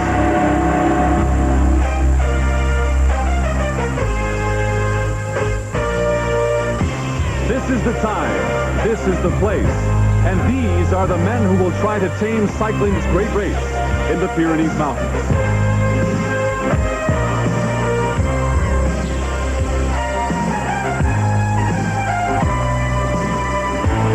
Five times a winner, Bernard Hinault has already shown he has returned with the will and the strength to win again. Hinault's teammate, Greg LeMond, last year a reluctant team player, has insisted last year was a mistake. This year, he rides to help no one. The first days of this year's Tour de France, through the flatlands of northern France, through the peaceful towns, 210 of the best in the world, the largest gathering in Tour history. And even at the beginning of this 2,500-mile odyssey, things began to happen.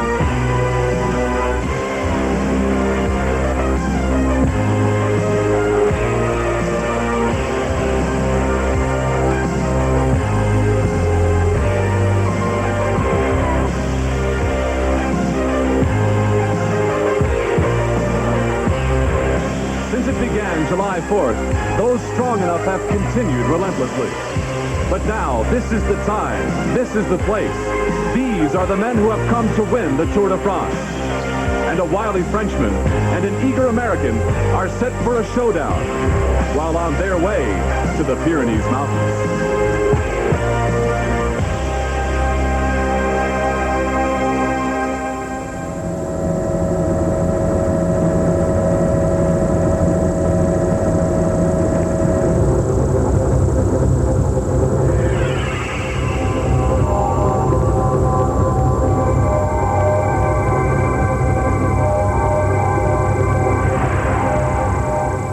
I'm John Tesh. The Tour de France bike race has reached the Pyrenees Mountains. For the next 2.5 days, millions of these spectators will line these mountain roads. People who have planned their vacations, taken off work for one thing, to be a part of the Tour de France now. For it's here in the Pyrenees where the drama of the Tour has always begun. What you are about to witness is truly one of the great sports spectacles in the world. They come out here to the middle of nowhere, really, to form this gauntlet, because all these folks know the Tour always explodes along these roads. As Phil Liggett reports, now is the time. So after 10 days of shadowboxing in this year's Tour de France, the race is now about to begin. We're here at the base of the Pyrenees. The mountains left, all of the Pyrenees, all of the Alps. And there are now two distinct types of rider in this year's Tour. There are those who will cross the mountains with the hope of surviving and simply getting to Paris. And there's the handful who really believe they can win this Tour. They must now attack and attack hard in the Pyrenees and then in the Alps. And by the time we leave the Alps, the winner of this Tour de France will surely be known. This most majestic arena awaits the athletes about to embrace the Pyrenees. Before it's over, at least one question will be answered. Who is the strongest in the mountains? Last year, Greg LeMond and Bernard Hinault were the best of friends. That relationship ended in the Pyrenees. Contemporary New York wine cooler consumers, the level of acceptance of Bartles and James continues to be excellent. For a while, though, we were worried that these folks might have gotten hold of a batch which, in addition to being extraordinarily light and refreshing, made their hair turn funny. But we have been assured that this is not the case. So please continue to enjoy the Bartles and James Premium Wine Cooler, whatever your hair or lifestyle. And we thank you for your support.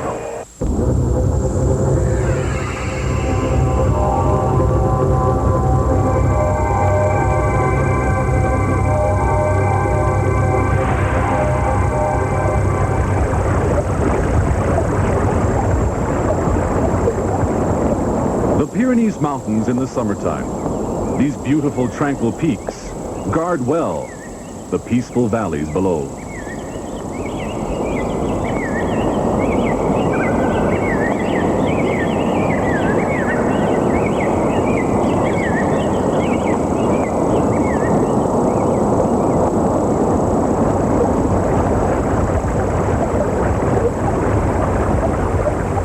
The music of the water and the wind is interrupted but once a year, when like a giant magnet, the mountains attract the millions who come to watch cycling's great race.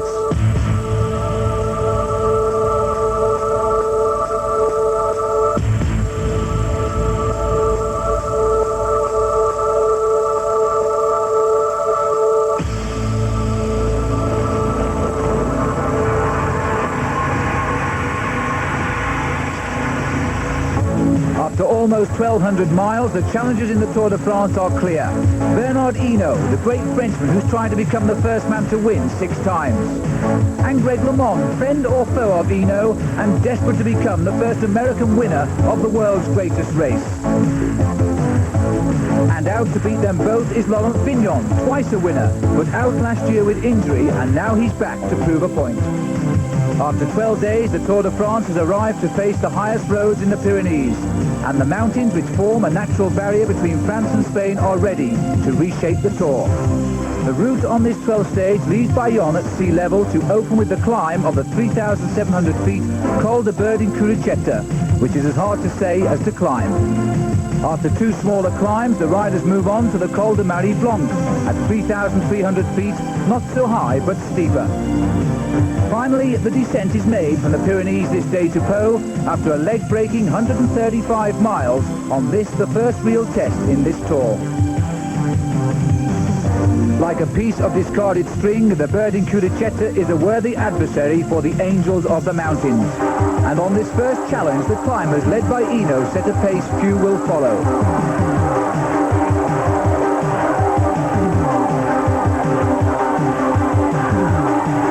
Thousands of spectators have waited all day to catch a glimpse of these talented athletes who have already shed the majority of the riders by half distance. Already 10 minutes behind, the leader for 4 days, Jürgen Pedersen, is about to lose his yellow jersey. The mountains always produce the truth. Even Fignon cannot hide, and a year off with injury is too much. He too has lost the Tour on the very first climb. The double victor struggles like never before. He'll lose over 12 minutes. The man doing all of the damage, Bernard Hinault, shadowed by Greg LeMond, is confounding his critics and setting a pace that is hurting everybody. The Badger is enjoying freedom. At the top of the Berdin-Curicetta, Hinault concedes to Robert Miller, but the first mountain of this Tour has made its selection, and Hinault is still the name.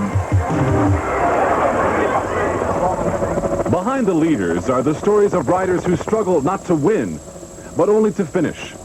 Up to this point, 30 of the 210 original starters had dropped from the Tour, and 2 Americans would be next. Today, 2 boys from the States not only battled the mountain, but a stomach virus that left them both weak. Doug Shapiro, on the right, finished his first Tour de France last year. But now, the 27-year-old who grew up in New York was struggling in vain. Enduring the same hardship, Shapiro's teammate and friend Chris Carmichael, whose first Tour de France will end here 1,500 miles from the finish line in Paris. It's been a brave new adventure for Team 7-Eleven's first tour, carried on now by Olympic speed skating champion Eric Heiden. And also by the American who made Tour history on its 3rd day, winning a road race. Davis Finney, here recovering from a crash, fights back with the help of an unknown ally from within the crowd. But at the front of the race, how things have changed, and Bernard Hinault has stunned everyone by attacking and going ahead with Pedro Delgado, one of Spain's greatest climbers and a marvellous ally now. Hinault has left the great climbers gasping, Miller, Claude Quillion and Greg LeMond. Even Luis Herrera, the Colombian, who'd waited for these climbs to prove himself. How did LeMond feel now, hoping to set the pace? Again, the American is forced to follow in defense of Hinault. This great Frenchman never gives up. And off the mountain, he speeds towards Po, thinking of gaining as much time as possible on a day when the climbers should have contained him. No one expected such a bold attack here.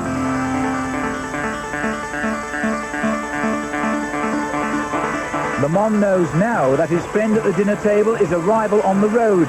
But even with Hinault gaining many minutes in front, LeMond contains his natural feeling to attack and plays the perfect teammate on this climb. He just keeps an eye on them and refuses to assist in the chase.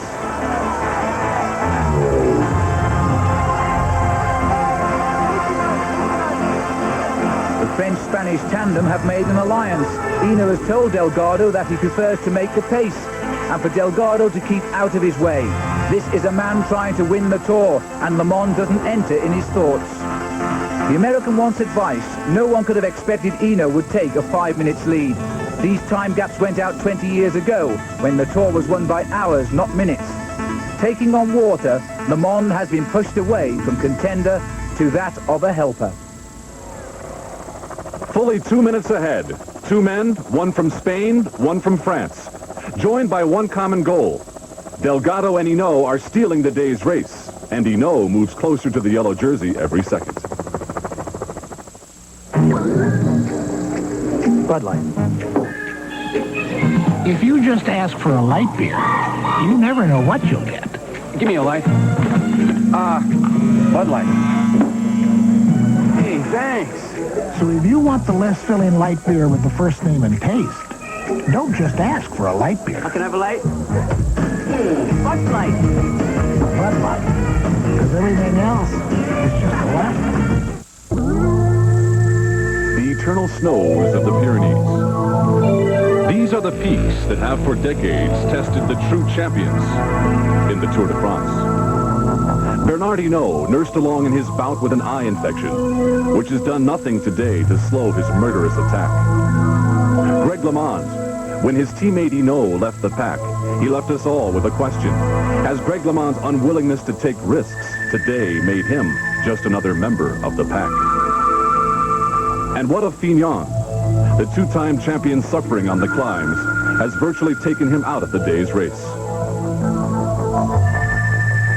It's as if Hinault had grown tired of wearing his team jersey and was focused today on yellow.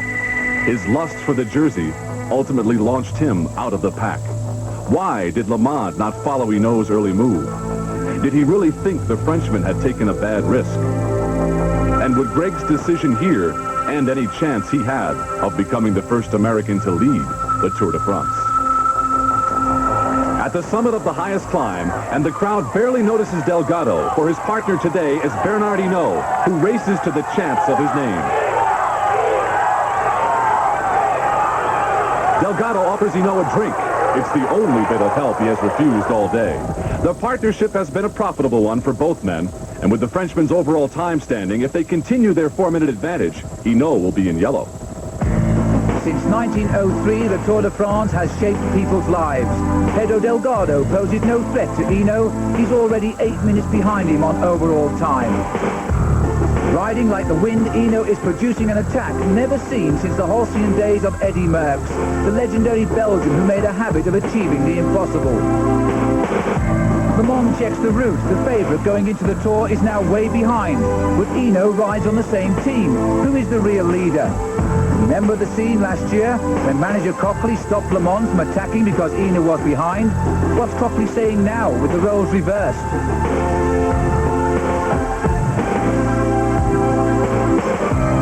The hardest enemy to fight is the one who never does the predictable, and Hinault was attacked on the first day in the Pyrenees when the hardest days lie ahead. He knew no one would want to race this soon. The only loser today could be LeMond.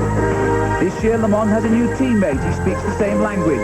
American Andy Hampson is a useful confidant. In the crowded streets of Po, Hinault plays to his people. How could you expect this man to even think of giving the race to an American on foreign soil? 2 miles behind, LeMond, sick inside from what seems like a double cross, is paced by Hampson and followed by Zimmermann, the Swiss champion.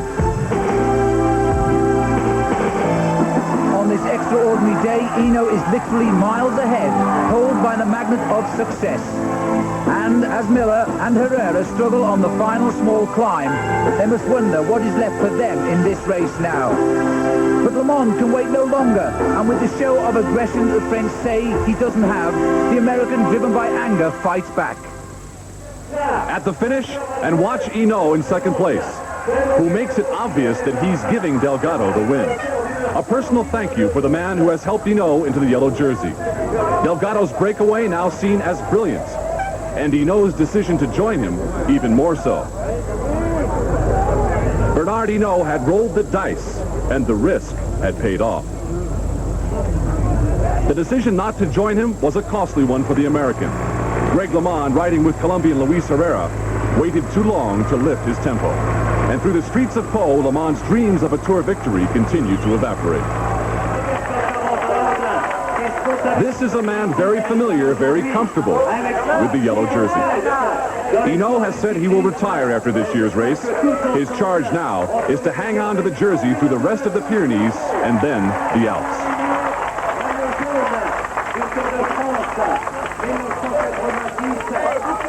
And still on the course, LeMond leads Herrera to the finish, 4.5 minutes behind Hinault. The Frenchman is not only in the yellow jersey, he's 5.5 minutes better than LeMond overall. The La Viclaire rider, who told the press that this year he would sacrifice himself for his American teammate, has shown LeMond and the world that when it comes to the Tour de France, winning is everything. Think you still have your own chance? Not sure. The standings with 1,400 miles remaining, Laurent Fignon is out of contention. LeMond may be just as bad off, 5:25 back, and with some regrets. You know, if I want to be frank, I probably should have never come on La Viclaire because I feel I'm too close to Bernard Hinault, too close to his strength, that I end up always having to take the second position, and it's my fault. You know, I mean, I probably should have stuck with System U or some other team. That's all I can say. Is the Tour over, do you think? No, I don't think so, because, you know, I have to say honestly that I'm going to take my own chance someday when I feel really good. Frenchman Laurent Fignon, a third win is certainly out of the question now. The race and the country today belongs to another Frenchman. Would Greg LeMond be better off if he never stopped walking? Time will tell, and the decision will come here. The focus of the Tour de France, the subject on live TV and radio shows, is the yellow jersey. The tough, handsome Breton, Hinault, leads this race that has brought him the world's attention. One day after he was embarrassed by his teammate Hinault in the previous race, Greg LeMond prepares this morning for yet another 6 hours of racing. And what has happened to the invasion from the boys of System U? Well, the answer came live on French TV when System U's leader, Laurent Fignon, was found not in cycling gear, but huddled beneath hotel room sheets.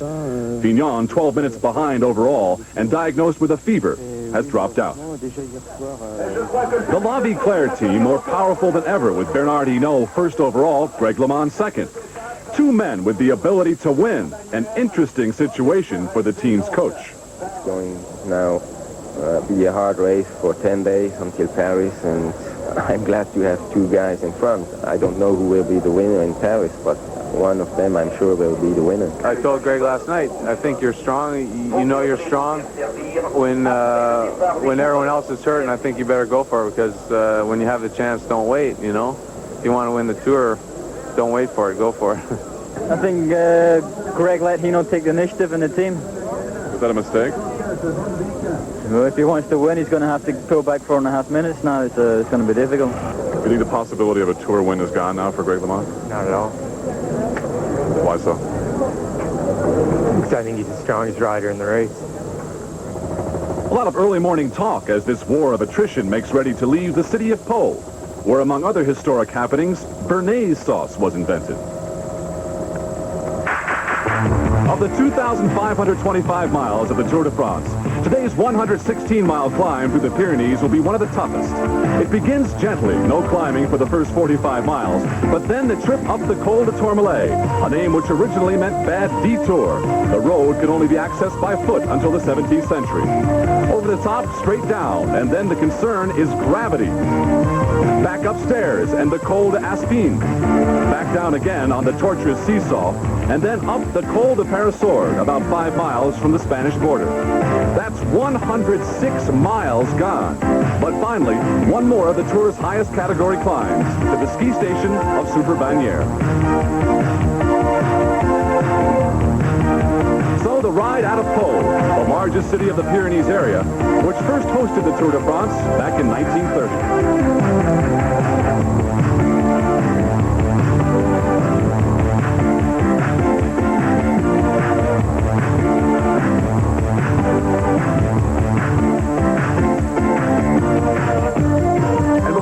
Got started, LeMond had another one of his now famous chats with the team car. Is that the confident smile of a rider who is 5.5 minutes behind? What's on his mind? In a normal situation, LeMond would be called upon to protect his teammate's yellow jersey, for Hinault, for the team. Somehow it makes you feel like we've all been here before.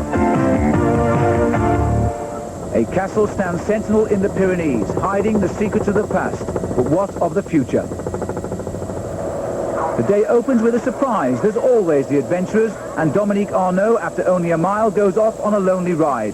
A local man, 42 minutes behind. He has his chance. Above all, he's now the carrot for the chase. On the giant Col de Tourmalet, the riders ascend for 12 miles, and soon the climbers are back in their element.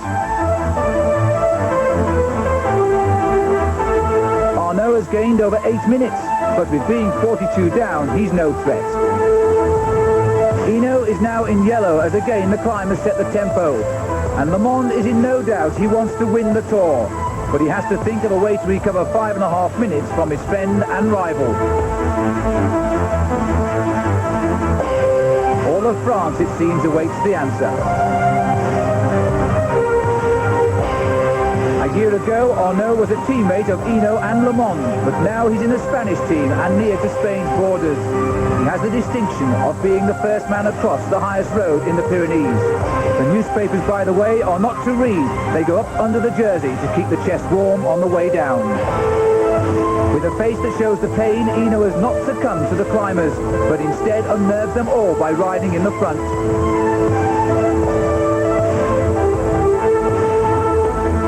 Still 5 minutes ahead, Hinault goes down. Further behind, LeMond goes up, and with the summit ahead, it's not just the sun reflecting off his back, it's also the yellow jersey of Bernard Hinault.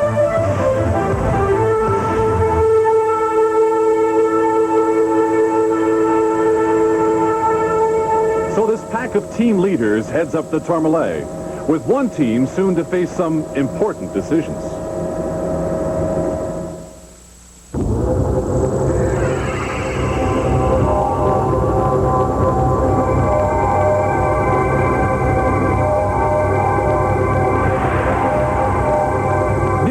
In the 113-mile race's second climb, and a Frenchman is in charge of his race. The Badger, Bernard Hinault, has once again whipped his fans into a roaring frenzy.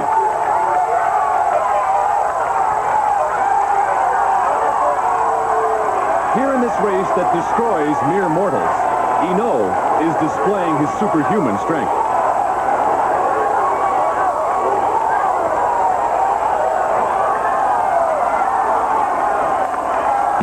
Is Hinault man or machine? Because no one expected this. 2 attacks in 2 days.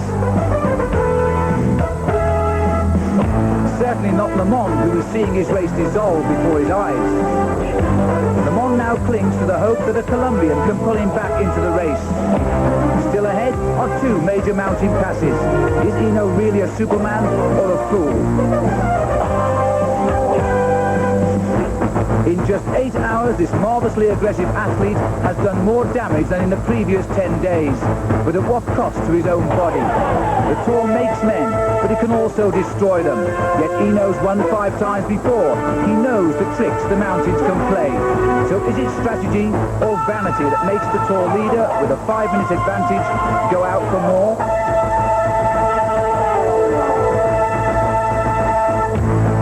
Over 2 minutes behind, the chasers regroup. Even they cannot work out what is in the mind of the Badger.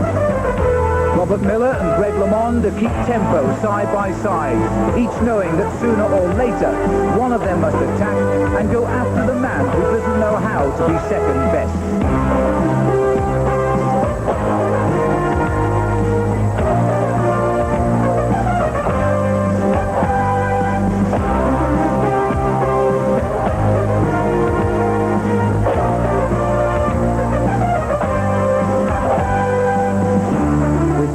Miles to go, Hinault takes food.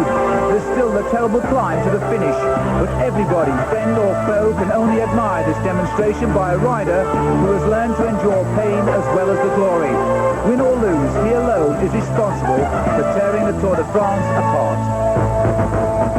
After more than 4 hours in the lead now, Dominique Hinault will succumb shortly to the inevitable.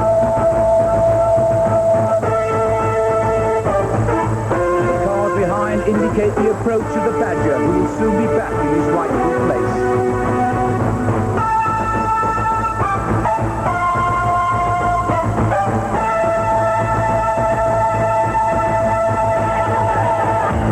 With the pace behind being set by the Colombians, LeMond does not look like a rider suffering from altitude. With alert eyes, is he still suffering from indecision, hoping that Hinault's own attack will be his downfall?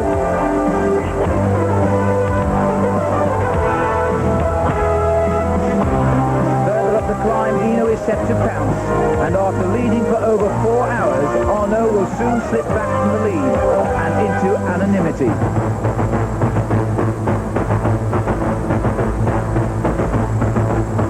Without a glance, Hinault continues on his way.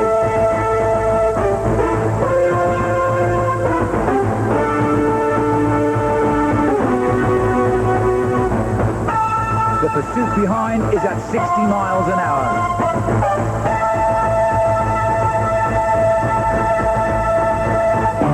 And showing the strain of one of the greatest attacks the Tour has seen in maybe 10 years, Bernard Hinault is elevating himself into one of the greatest riders. The man everyone thought would work for Greg LeMond is alone and working for himself.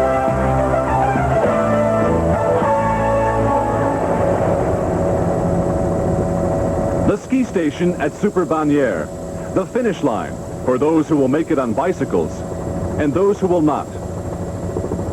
The last official vehicle in each day's race in the Tour is a van with a broom attached to the top. The broom wagon, its safe passage to the finish line for those who cannot continue.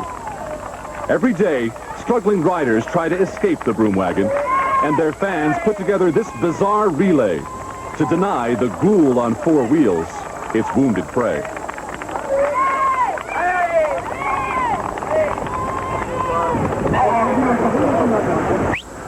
Sometimes, even 1,000 friendly pushes up the mountain cannot prevent the fatigue, the heat exhaustion from taking their toll.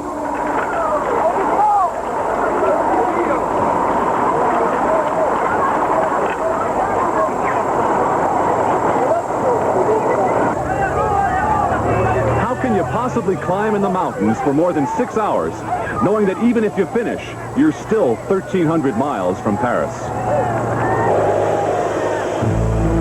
The bold and brave Bernard Hinault has begun to feel the effects of the heat and the long climbs. The pace that earlier had decimated his rivals is slower now. Behind him, a chase group has formed, including Greg LeMond. Hinault's time advantage is quickly evaporating.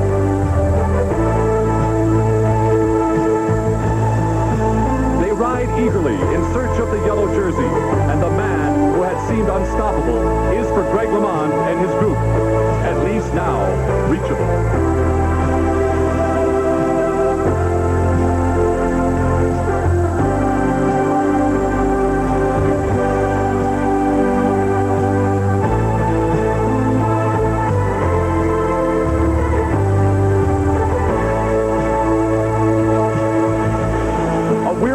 Frenchman in yellow, an anxious American teammate beside him. They will speak Hinault's language. Is it a question or a command? Two men know the answer along the hellish mountain roads of the Pyrenees.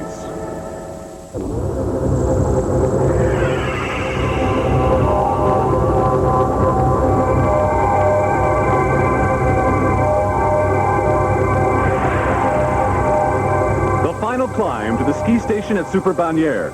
10 miles to go, but it's straight up. Greg LeMond and his group, including Colombian Luis Herrera and Swiss champion Urs Zimmermann in red, have passed Bernard Hinault, but not left him. Zimmermann's overall standing makes him dangerous, and if LeMond waits for Hinault, the team could be without the yellow jersey.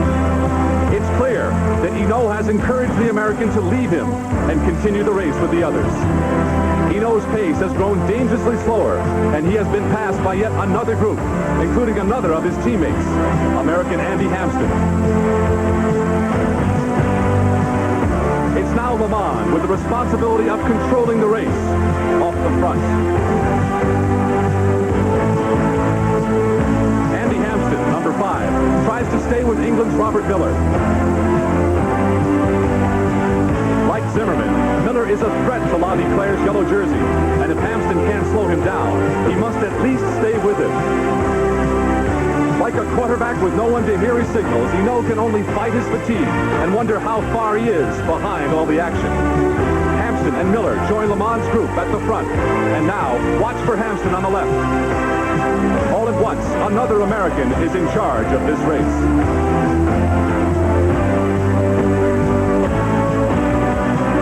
It's Hampsten, who with his victory in the Tour of Switzerland showed he is indeed a powerful force, and on the climb to Super Bagnères could win.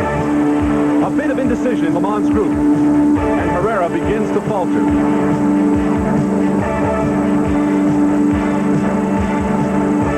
The attention must now be focused on Hampsten, who continues a pace that could not only win him the race, but the yellow jersey.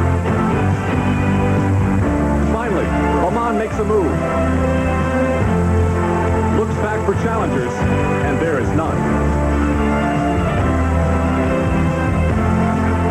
LeMond goes off in search of Hampsten. Hinault uses teammate Nicky Ruderman to pace him up the climb, but he is a full 5 minutes behind. LeMond has caught and passed Hampsten and is alone at the front, and he now has a chance at the yellow jersey.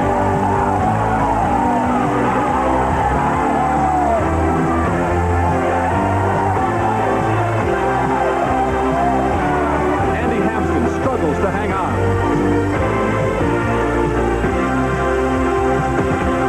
Nearing the summit, and a man whose last name in French means the world has a whole country on his side.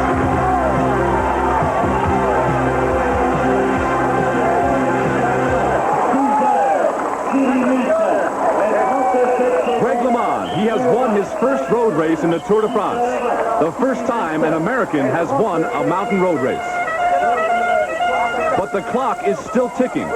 Coming into this test in the mountains, LeMond was 5.5 minutes behind overall leader Hinault. What happens behind him determines whether or not he will wear yellow.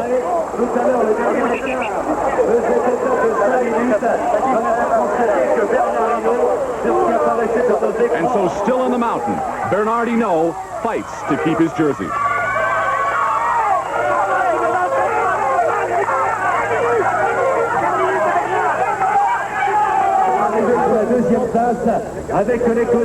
Back up top, LeMond has refused interviews and is only concerned with what's happening with Hinault.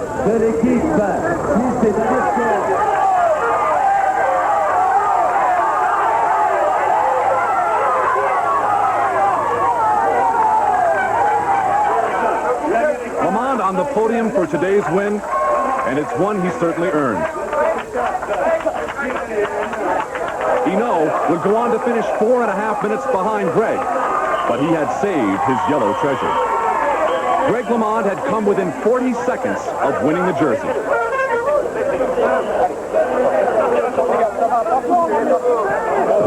I'm confident that I can do it. the Tour de France is a race unlike any other race, and you're being attacked every day, and I just hope I never have a bad day in the Alps. That's something that can happen. The standings after 13 days, 2 Americans in the top 6. That's never happened before. And LeMond is 40 seconds away from making more history. All bets are off as to the winner in Paris. The daily ritual of administering the yellow jersey, enjoyed by Hinault. How long will this last?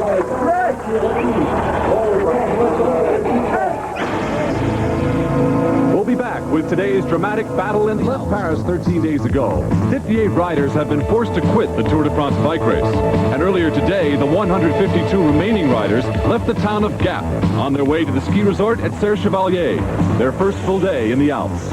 And right away, it was American Greg LeMond who attacked the mountains, and his group of climbers began to run away with the race. It was 1 year ago when LeMond was given a raw deal when his team asked him to back off his pace and help his teammate Bernard Hinault win his 5th Tour. Well, today, Hinault in the yellow race leader's jersey was being taken apart by LeMond. At the start of this stage, Hinault was only 40 seconds ahead of LeMond in the overall standings. And now, Greg was far enough ahead of Hinault to put him technically in the yellow jersey. A look back for Hinault, a real look, and Hinault was nowhere to be found. Could this really be happening? Well, it appeared to finally sink in as LeMond realized he should be paying more attention to his race. The Swiss champion Urs Zimmermann leads Greg, and suddenly he is the American's chief worry. This now is the angry Greg LeMond, the man who was promised by teammate Hinault that he would have the Frenchman's help this year. What was being said at the team car? Maybe it's what we heard early this morning before the race. It's really difficult for me because, we have 2 leaders on the team. Both of us want to win. I always felt that, a promise has been made that I helped Bernard win last year, and I felt that it was his turn to help me win this year, and it's been the contrary. It's been the battle against each other. We have to be working together, not against each other. But he just told me the war is now on. That's official. I think we'll see LeMond in the yellow jersey tonight. An outrageous prediction? Well, maybe. In any case, the Alps were soon to tell the tale. At last and for the first time in his sparkling career, Greg LeMond is free to ride his own race. Accompanied by the Swiss champion Urs Zimmermann, LeMond attacked on the Col d'Izoard, knowing that Bernard Hinault had already been left behind by the best on the way up the mountain.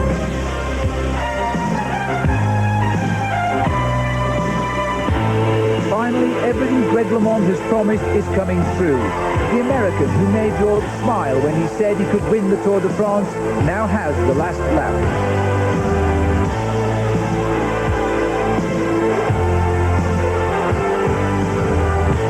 The Badger still fights to limit his losses. The Tour has still 600 miles to go after today.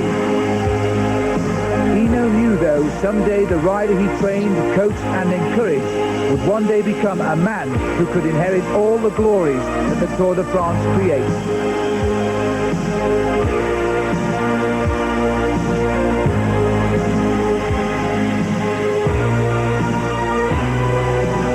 Col du Granon towers above Briançon and climbs 7 miles to nowhere.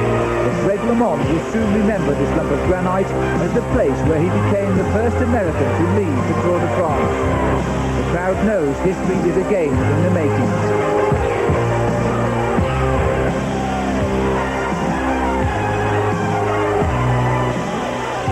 Hinault is beaten today, but he has helped make LeMond the champion he always knew he was. Even in defeat, Hinault has every reason to feel proud this day, as all America should. Greg LeMond has only to cross the finish to become the first American to lead the race in a history that goes back 83 years.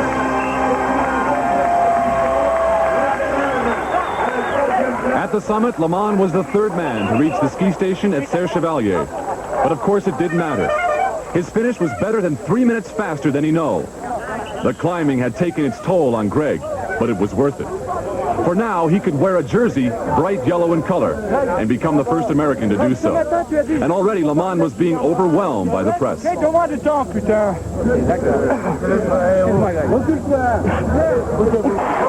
Bernard Hinault, his yellow jersey would soon be gone.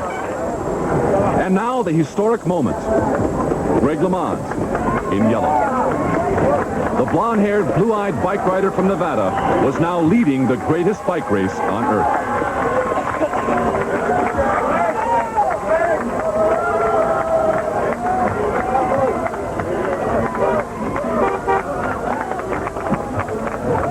The standings after 17 days, LeMond in the lead.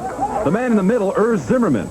Afterwards, LeMond put the personal battle with Hinault behind him and put the focus on the finish line in Paris.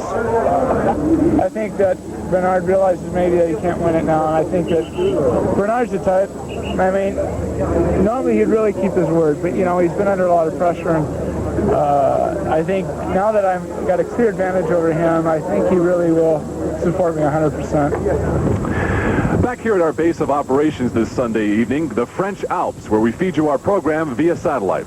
The riders have long since retired for the evening, Greg LeMond with his historic yellow jersey tucked away in his hotel room drawer. But the race is not over for Greg LeMond or the other riders, because upcoming this week, two of the most torturous stages so far, 2 more days through the French Alps. The week ends up with a glittering ride down the Champs-Élysées for the man who can win the 1986 Tour de France. Will Greg LeMond be able to hang on to his first yellow jersey? Will Bernard Hinault be able to take it away from him and win his historic 6th? We'll have it all for you next Sunday on CBS Sports Sunday. For now, I'm John Tesh. So long from the French Alps. Greg LeMond protects his lead in a race against all odds. His wife, his family, caught up in a firestorm called the Tour de France. LeMond's teammate, once his friend, Bernard Hinault, is now the American's worst nightmare. The man who owns them both, with his hand firmly on the throttle of a team ready to explode. An angry young man from America has grabbed hold of a race that will not let him go.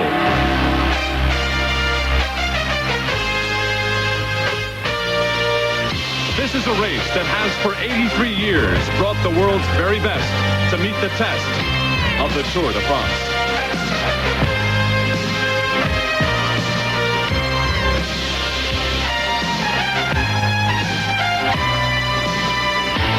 Dressed in yellow for the first time in history, an American carries cycling's prized possession on his back. Greg LeMond has arrived and is beating the Europeans at their game. But riding in his way is a man who had pledged to help him win his first Tour. 5-time winner Bernard Hinault has let it be known he is off in search of a record 6th victory. Since it all began July 4th, their journey has taken them all over France's most beautiful countryside. 2,525 miles for 24 days.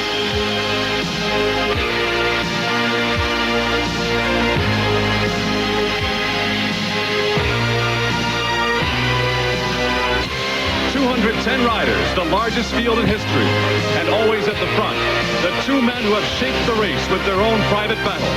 Bernard Hinault and Greg LeMond have taken aim at one another in this high-speed war on bicycles.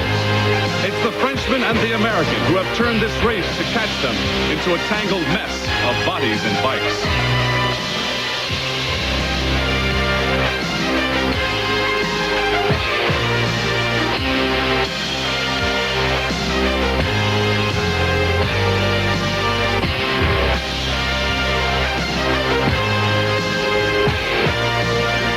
Today, they crown the champion of the Tour de France.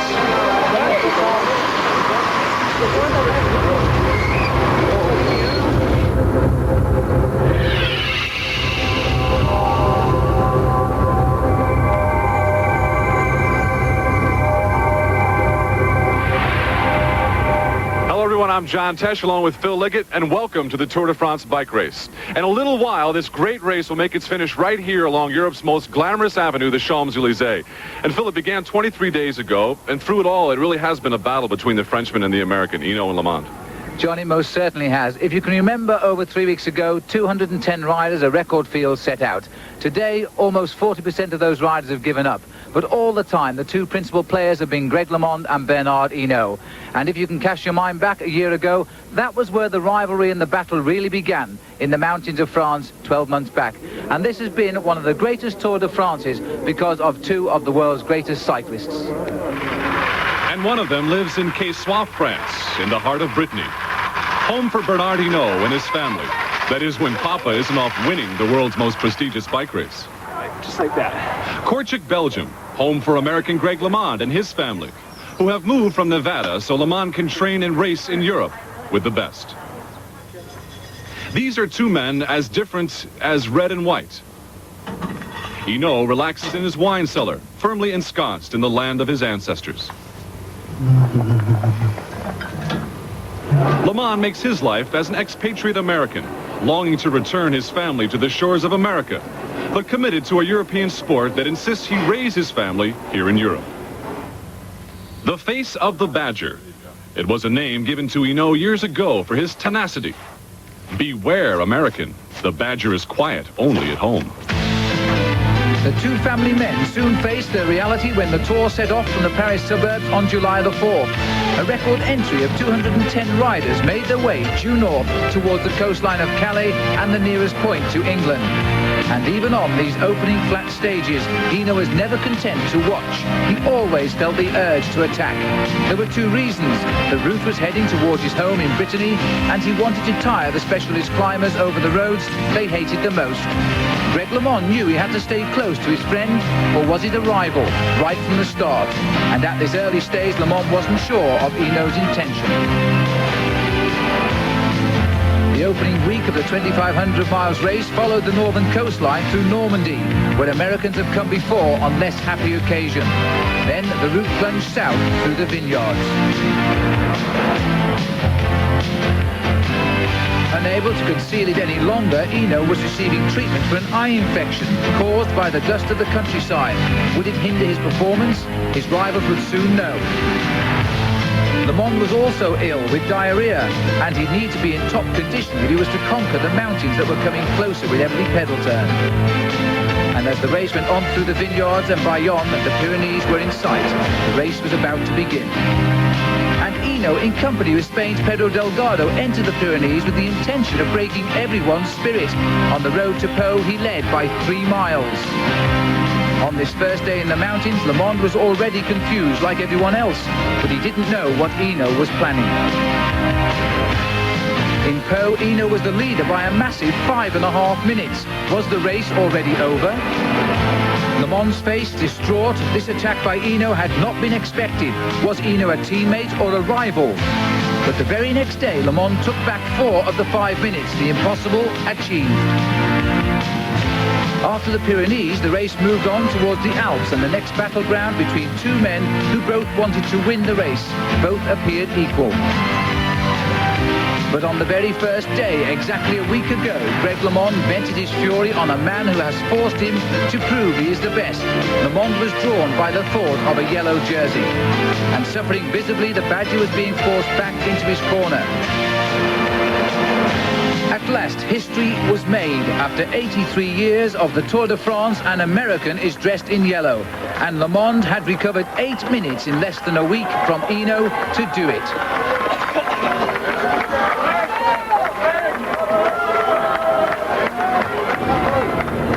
And so it was last Sunday that Greg LeMond stood in the yellow jersey. But still, one more week of racing remaining through the Alps and a crucial time trial. We'll be back with more of our coverage of the Tour de France in a moment. Character. Even nobility, if you like. It should be known as the best of its kind. And most of all, a light beer should be as great as its namesake. That's why there's Bud Light. The light beer with the first name and taste. Everything else is just a light.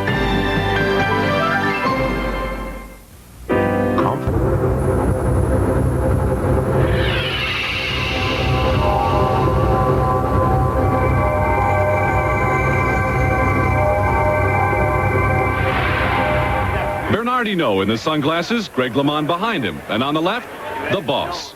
His name is Bernard Tapie, and he is the man responsible for the La Vie Claire Dream Team of cycling, which, by the way, cost $3 million to run this year. La Vie Claire, the clean life, the name given Tapie's chain of health food stores. In a society where white bread, wine, and sauces extraordinaire dominate the dinner table, Tapie's investment in the health food enterprise was a bold one. But then so were the investments in the other 44 companies he owns. So why not write a book about it all? Winning. And why not star in your own TV commercials? Tapie, vanquishing all those who would challenge. And a symbol, really, of the new France.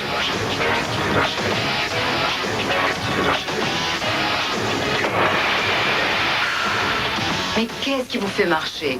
Moi? Je marche à la Vendère.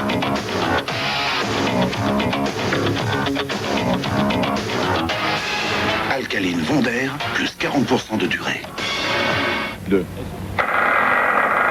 It's not only batteries that keep the 41-year-old Tapie marching to the music of profit and gain. Tapie is France's true success story. And he quite often is in the news, on the news, at night. This is the Lee Iacocca of France, if you will. And the guy is everywhere. Just look out your window. Especially during the Tour de France. When Tapie shows up, you can forget Hinault and LeMond. These folks want a piece of the guy who's bought them both. It was Tapie who brought LeMond and Hinault together. What a perfect match. The talented young American and the legendary Frenchman. Last year, Tapie's Franco-American cycling tandem had the press in a photo-opportunistic frenzy. Smiles all around, most of the time anyway. Here at the Tour, France's Lee Iacocca becomes cycling's George Steinbrenner, master of the bike racing universe. Planning, scrutinizing, orchestrating. Nothing escapes Tapie's glance. And no one misses a chance to watch the man who has done much to shape the modern-day Tour de France with his partner par excellence, Bernard Hinault. Involved? Yes, the boss gets involved. And in the cycling world, that means sticking your head out of a moving vehicle to shout at your coach. It's the powerful Tapie who prides himself on putting together this French team led by Bernard Hinault. For in the minds of the French, Hinault will always be number one, no matter who rides on his team. And where has that left Greg LeMond? If I want to be frank, I probably should have never come on La Vie Claire because I feel I'm too close to Bernard Hinault, too close to his strength, that I end up always having to take the second position, and it's my fault. Well, during the Tour, Tapie was asked on the news if it wouldn't be better for LeMond to win the Tour so Tapie could get added business exposure in the States. Hinault est beaucoup plus connu que Greg LeMond aux États-Unis. Par conséquent, ça serait mieux pour nous sur le marché américain si c'était Hinault qui gagnait. It would be better for our American market if Hinault wins. Well, the time for arguments is over. Here in the Alps, there will soon be enough more important questions answered in the Tour de France. It's day 18, and time for the race to Alpe d'Huez. Bernard Tapie is on hand. It's clear that if Bernard Hinault is going to make his move on LeMond, it will have to come here. Hinault has two choices, attack Greg LeMond or help him keep his yellow jersey. The American has spent his first full night in the yellow jersey, and he would like some team support. I'm hoping that I'll have some support from him and in the coming days because I feel like in the mountaintop finishes I'm riding stronger than he is, and I think I should maybe take another minute out of him today. I'm thinking that.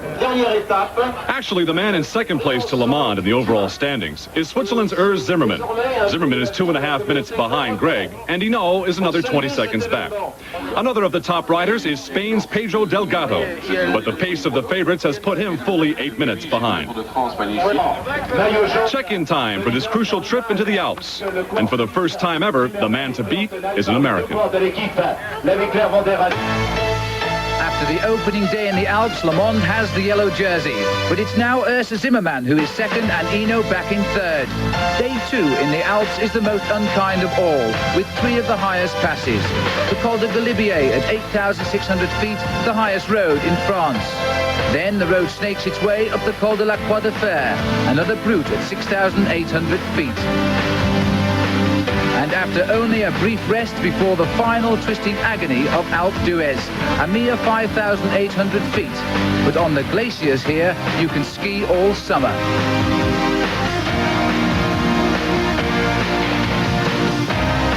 Packed together, the field head off into the belly of the Alps, not knowing what the day will bring. For LeMond, it will be his first test in yellow, and now his attention swings to the Swiss champion Zimmermann, just over 2 minutes back in second place. Zimmermann is now the biggest threat to the yellow jersey, but not far behind lurks the Badger. Is he thinking while he rides he can profit from the attention paid the other two? If they watch each other, perhaps Hinault will be able to slip away unnoticed. The mountains will hold the answers to these questions, and the spectators wait for the secrets to unfold.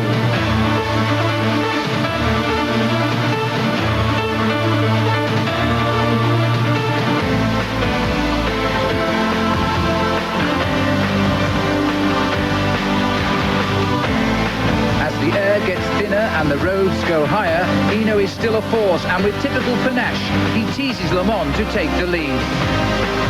The mountains are a great leveller, but Hinault signaled to LeMond that he won't be content to ride in this pack much longer.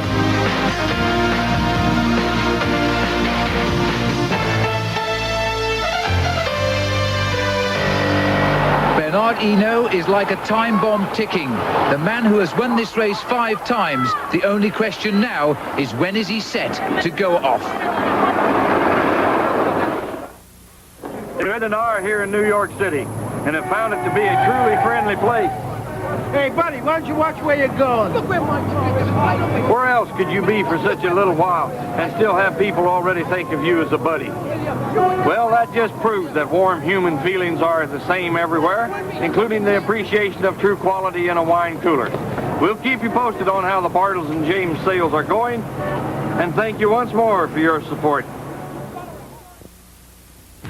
Switzerland's Urs Zimmermann is a rocket on the high-speed descent in the Alps. Coming into the race, Zimmermann was 2:24 behind LeMond and displays his unusual technique for playing catch-up.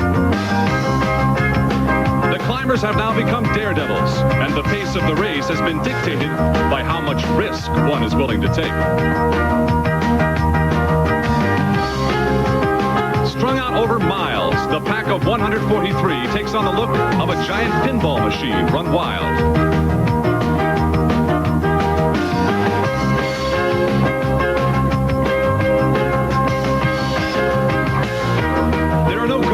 Here, only rock walls and perilous cliffs, barely negotiable at 60 miles an hour.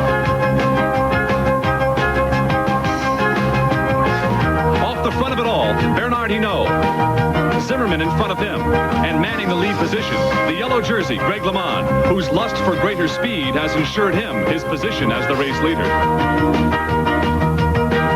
But at the bottom of the hill, the group collects itself, and the race begins all over again.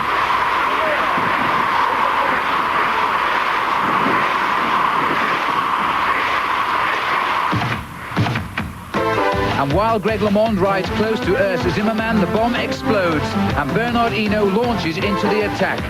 Pedaling a gear that many riders would use going only downhill, the Frenchman shows his real strength.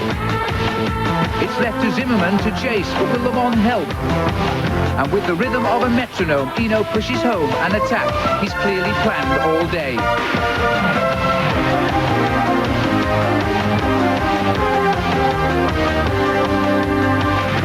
LeMond plays the perfect teammate and rides behind Zimmermann. But what's he thinking? Surely he remembers the road to Po a week ago when Hinault won the day by over 5 minutes. That margin now will cost LeMond the Tour. Zimmermann is now sandwiched between 2 teammates. The Swiss rider is in isolation and tiring. While Hinault speeds ahead, LeMond takes advice from his team car. And despite Hinault's attack, LeMond seems strangely tranquil. Hinault, free again from the field, rides like the wind. His immediate ambition now is to gain time, and lots of it.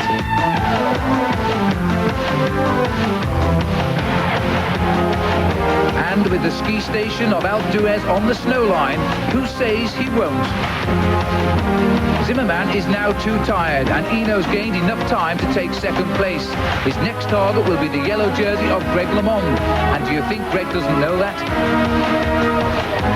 Taking food on the move, the break is made, and Hinault settles into his rhythm. But a glance over his shoulder, and Greg LeMond is no longer with Zimmerman, but stimulated by the most coveted symbol in France.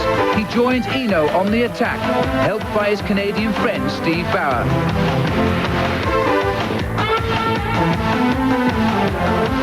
On the hardest day in the Tour de France, 3 members of the La Vie-Claire team have formed at the front, and both Hinault and LeMond are again playing the leading roles in one of the finest races for years.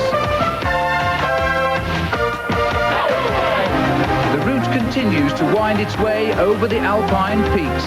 This is a day for the strongest. And on the slopes of the Col de la Croix de Fer, the rocks blossom with people witnessing one of the finest battles between the world's 2 greatest riders. Swept aside by a private feud, Zimmerman knows dreams of being the first Swiss winner in 35 years are gone. While Bernard Hinault and Greg LeMond have proved beyond all doubt that they have no equals in this race. But the question now, neither of them yet know the answer to, is which one will be first to Paris. The climb of Alpe d'Huez is still to come, and it may yet hold the answer.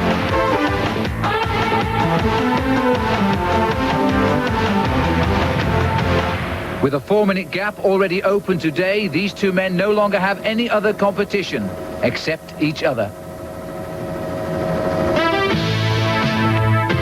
Greg LeMond and Bernard Hinault, one unable to beat the other on the climb to Alpe d'Huez. They now choose to ride as one. Alone together in an arena that all at once engulfs them while not obscuring their superhuman strength. The roaring gauntlet greets these men, each of whom wants to win the Tour de France. But neither can do it alone.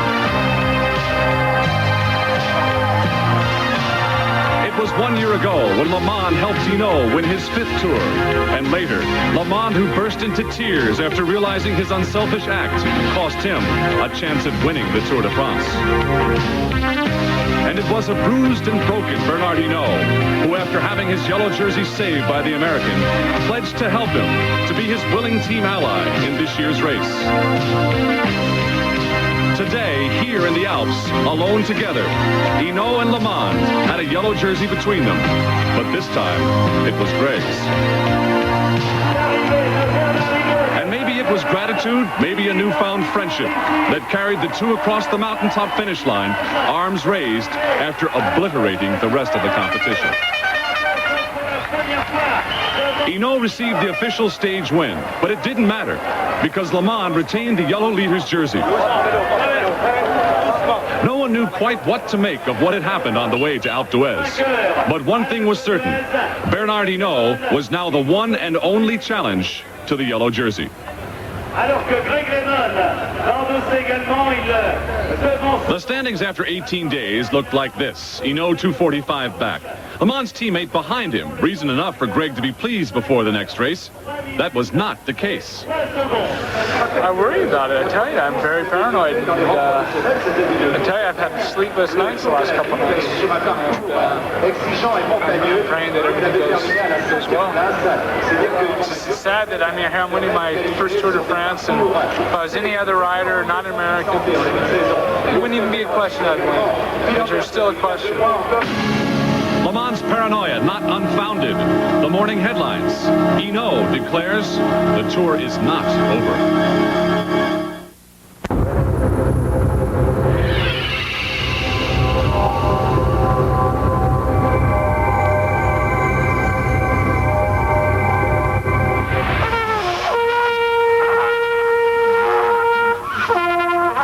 The American presence along the roads at this year's Tour de France has been considerable. And for many reasons, there has been cause to celebrate the red, white, and blue. The first American to wear the yellow jersey, Greg LeMond, has lit up the sports pages back home. But LeMond's fame has come while riding on Bernard Hinault's French team. Both LeMond and his teammate Andy Hampsten signed on with the team, and up until now, that was the only way for an American rider to make a mark in this sport. And it's been tough on Hampton, LeMond, and other Americans who have had to move their lives to Europe in order to keep up with the very best. But this year, that has changed. There is light at the end of the tunnel when looking toward the future of Americans racing in the Tour. The American 711 team has made its mark this year, if at times struggling in the effort to do so. They wear the uniforms of professional bike racers in cycling's greatest race. But 1 month ago, they were just a bunch of kids training in Boulder, Colorado. Party was over last night, man. You got beer left over?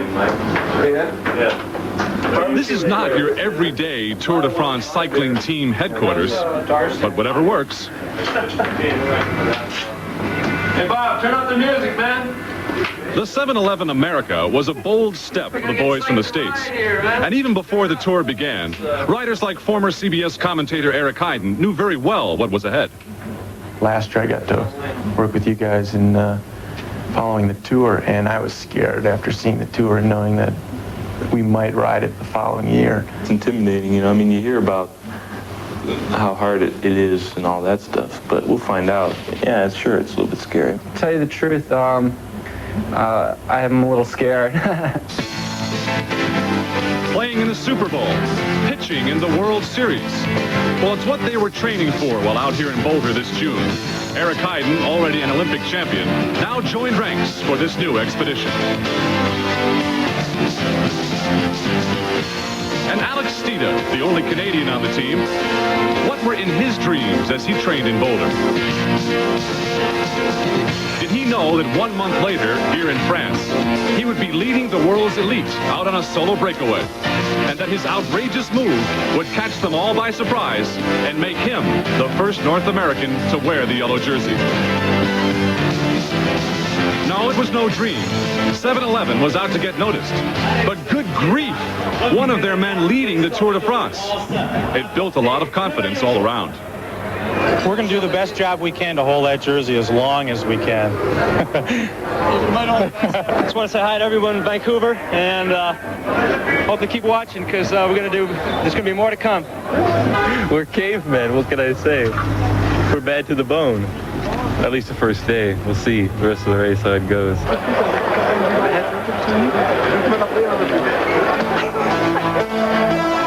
If life seems almost livable in your first Tour de France, stick around.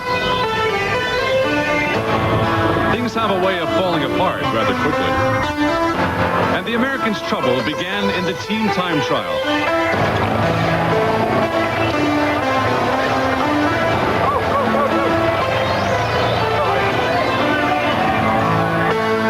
Yellow jersey Alex Steeda. A few hours in the Golden Fleece feels good, but it's a fickle prize indeed.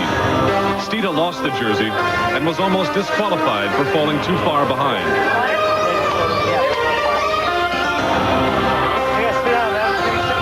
It wasn't that 711 was worse off than any other team. It's just that the first time can be the worst time.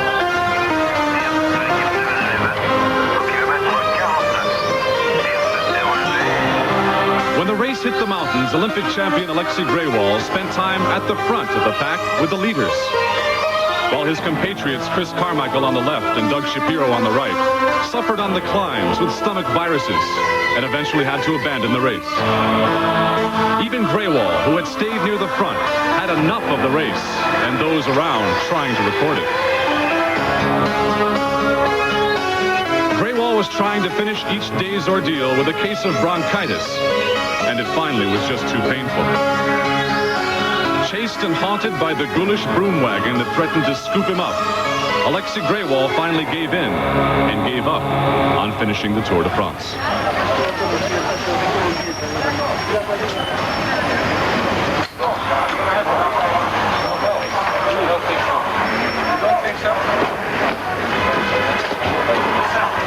I feel pretty confident about making it to the finish, and if I can do that, that'd be my biggest goal, making it to the finish and seeing the Champs-Élysées a couple times going up and down there.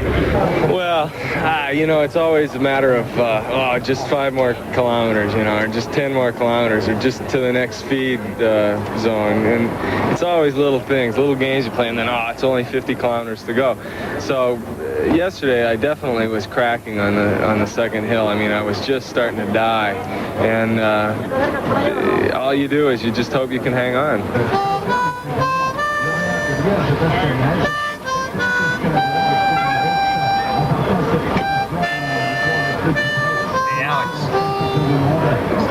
You swear to God you can't make it to the top, but somehow you keep struggling over, and it's just one of those things where you got to survive. And the hills are really steep.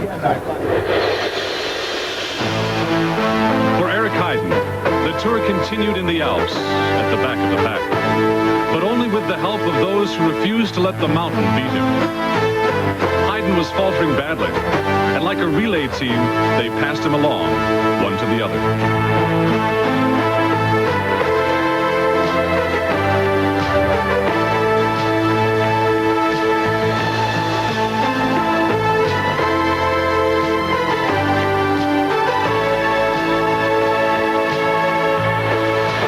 The Olympic speed skating champion, who had gone far beyond the limits set for mere mortals, totally dominating a sport and winning 5 gold medals. The 28-year-old need not prove himself to anyone. But for Hinault, there was one last goal to accomplish before starting yet another life as a medical student. Hinault sought an honor reserved for the world's elites, finishing the Tour de France. In the Pyrenees, he had survived another impossible day in the mountains. Hinault, one step closer. To finish the Tour de France is something that I'll try as hard as I can to do. And, you know, it's one of those things where years down the road, you know, you can sit down with your grandkids or your children and say, you know, I was in that race, you know, the race of races. The race of races, the race of a lifetime. For Eric Hinault and his teammate Davis Finney, the race had only just begun. The climbs were getting steeper and the days longer. The crowds that had roared for the leaders now offered polite applause for the men in a daily routine that looked all too painful.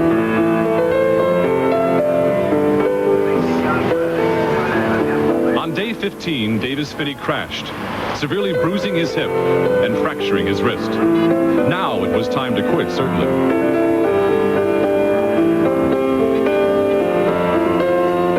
Finney would not hear of it, and he got back on his bike.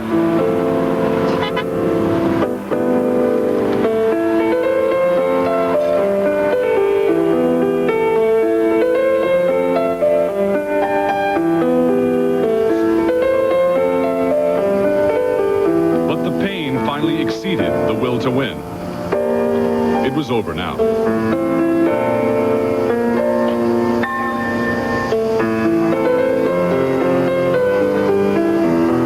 And so Davis Finney's number joined the long list of broken dreams in the Tour de France.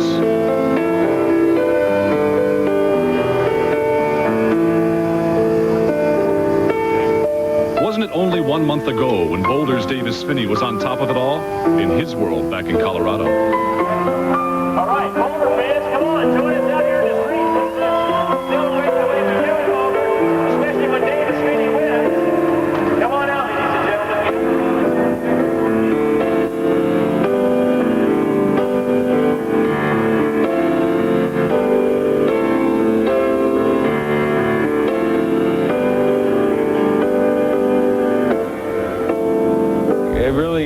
never appreciated it until I wrote it. And so, I mean, now here I am lamenting, you know, thinking back about all these memories, and I just wish I could think forward to tomorrow's race. That's really all I wish I want to do. One day later in the Alps, there was another call for the ambulance. It was Eric. He had crashed during a descent and had struck his head. It was, for all of us, a frightening moment. Hinault was hallucinating, and he did not recognize his close friends. It was later discovered that Eric had suffered a mild concussion. There'd be a night in the hospital for observation, but he'd be all right. The race was over, though.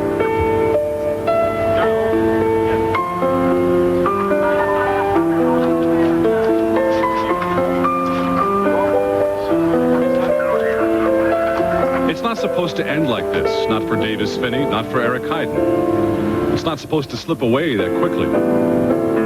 Not when only minutes ago you were pitching in the World Series, playing in the Super Bowl.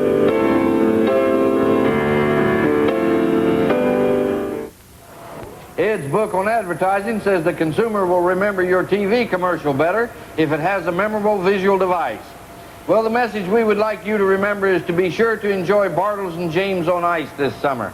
You cannot find a lighter, more refreshing summertime beverage. As for the visual device, Ed says you will probably be able to figure that out all by yourself. So once again, please remember Bartles and James on Ice. And thank you for your continued support. Motor Speedway, the starting house for the last time trial in the Tour de France. Bernard Hinault has announced he will try to beat teammate LeMond here and now. Because he's attacked me from the beginning of the Tour de France. He's never helped me once, and I don't feel confident at all with him. So. Greg LeMond's friend and ally now exists for the American as the enemy. Hinault's hunched frame on the time trial platform. Is this truly LeMond's nemesis? You know, you never know what can happen. I can crash and flat. So I feel really strong. I don't think there should be any problem. In his world of meditation and isolation, the Badger is perched to lay waste to LeMond and the Tour de France.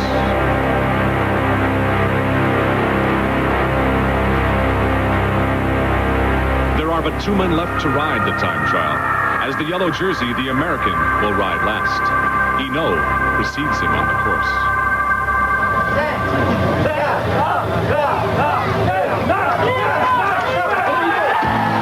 If Hinault has any hope of beating LeMond, he must do it here in his speciality. After all, Hinault has won 20 of these special time trials since he first rode the Tour in 1978. 3 minutes later, Greg LeMond enters the start house, and for the first time in his life, he's last to begin, because he leads the Tour de France. Hinault has the chance to give his answer. Can he beat LeMond by enough time to bring victory in Paris, or will his tour end here? One way or another, the individual time trial will tell us the truth. LeMond knows too, he sits on the brink of stardom or disaster. Hinault wants so much to win, he pushes himself to gain precious time, and on a difficult narrow bend, he almost crashes. But in any case, the delay, if not the crowd, will cost him a couple of valuable seconds. Last year, LeMond beat Hinault by just 5 seconds in the Tour's final time trial. He knows he can do it, and above all, he wants to prove, especially to the French, he's a worthy wearer of the Golden Fleece. Hinault fights like a wounded animal. His pride is hurt, and in his own garden, he wants desperately to show he's the best. Pedaling at 35 miles an hour, LeMond seems to be having trouble getting his rhythm. He adjusts his shoe position. By using all of the road, Hinault is as smooth as ever, spurred on by his threats to beat LeMond by perhaps a minute.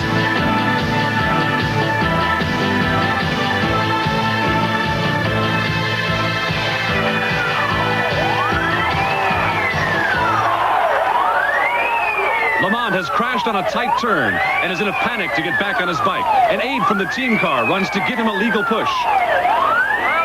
Did you hear about the crash? Yeah, did you hear anything else about it? Crash. Is there a new, split? What crash? Yeah, because that's why... Greg's wife and mother were watching live French TV, which at the time was not covering Greg. Word that someone had crashed came over a walkie-talkie. What? Crash. LeMond was all right, but not everyone knew it.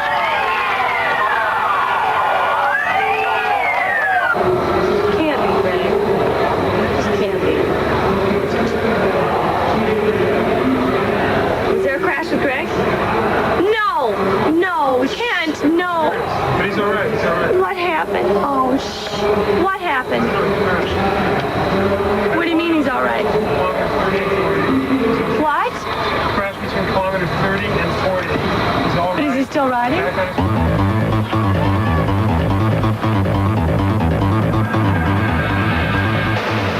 LeMond had lost very few seconds in the crash, but the questions he could only answer. Was he injured? Had his paranoia finally gotten the better of him?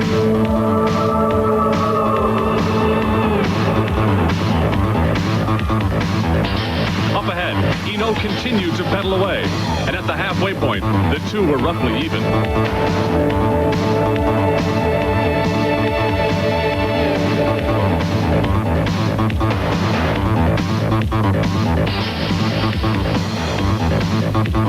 LeMond has asked the team car for a wrench to adjust his brakes damaged in the fall. The brakes are now locking against his front tire. If he used a wrench himself, he would breach the rules, and the team car refuses.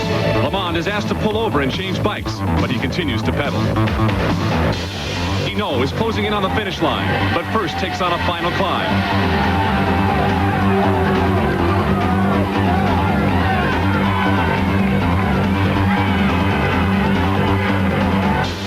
LeMond finally gives in and agrees to a bike change, losing more time. Is this now the nightmare LeMond had anticipated?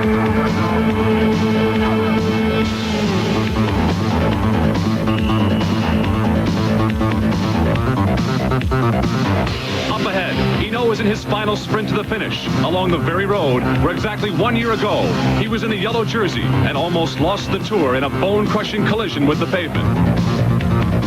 But today, there would be no mishap for the Badger. And at the line, he caught the rider who had started 3 minutes ahead of him.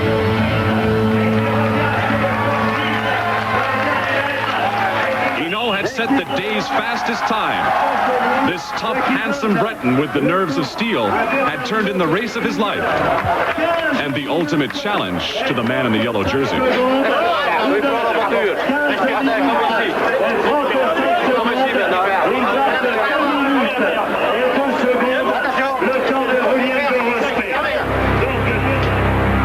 The world would wait for Greg LeMond. Reports of the crash were already going out. Hinault had beaten his nearest competition by over 2 minutes. The world would wait and wonder about the fate of the American in yellow.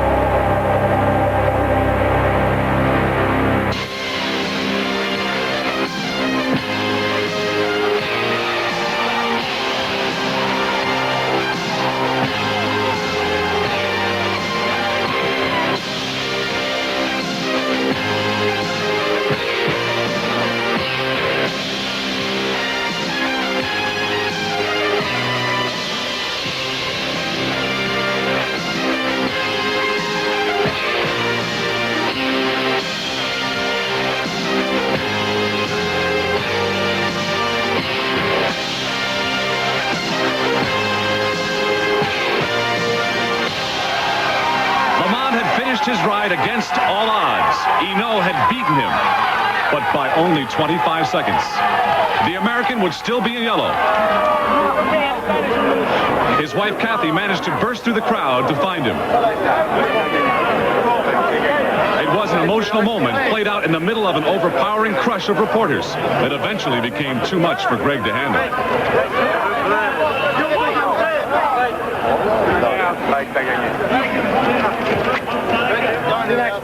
Laissez-le respirer, appuie-toi là.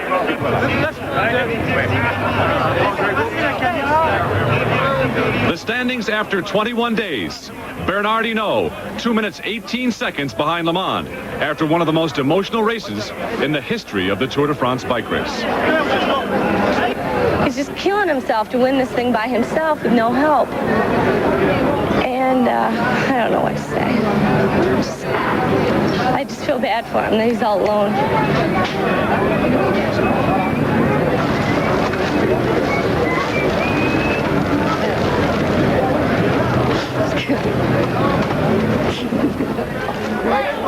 You would be hard-pressed to find a cyclist wearing the yellow jersey not wearing a smile this late in the Tour. LeMond was an angry young man indeed. The Tour is over. We won't fight each other anymore. Hinault's statement at the post-race news conference conceding the Tour de France to the American. It's been a very bittersweet victory. I wish I could be. I think when I get to Champs-Élysées and it's over, I'll be happy. But it's hard to be happy right now. And there's so much pressure, so much tension in the air. It's been difficult. Paris. The grand prize awaits Greg LeMond. Bud Light. Oh, the chili. If you just ask for a light beer, You never know what you'll get. Give me a light. Bud Light. So if you want the less filling light beer with the first name and taste, don't just ask for a light. Look, give me a light. No, Bud Light. Bud Light. Because everything else is just a light. Welcome back to Paris. I'm John Tesh along the Champs-Élysées. The race finished here about 1 hour ago, and wouldn't you know it, Greg LeMond at the beginning of it had some problems. Here's a look at what happened. LeMond had crashed and asked his team vehicle for a bike change. The rest of the pack was wondering where was Greg LeMond. Well, LeMond was not hurt, and the yellow jersey got quickly back on his bike. It was Bernard Hinault, the man in the polka dot climber's jersey, the 5-time winner of the Tour de France, who was able to lead Greg back up to the front and along the Champs-Élysées. 158 miles, and it was Hinault just behind the Maillot Jaune LeMond 6 times around the Champs-Élysées in Paris.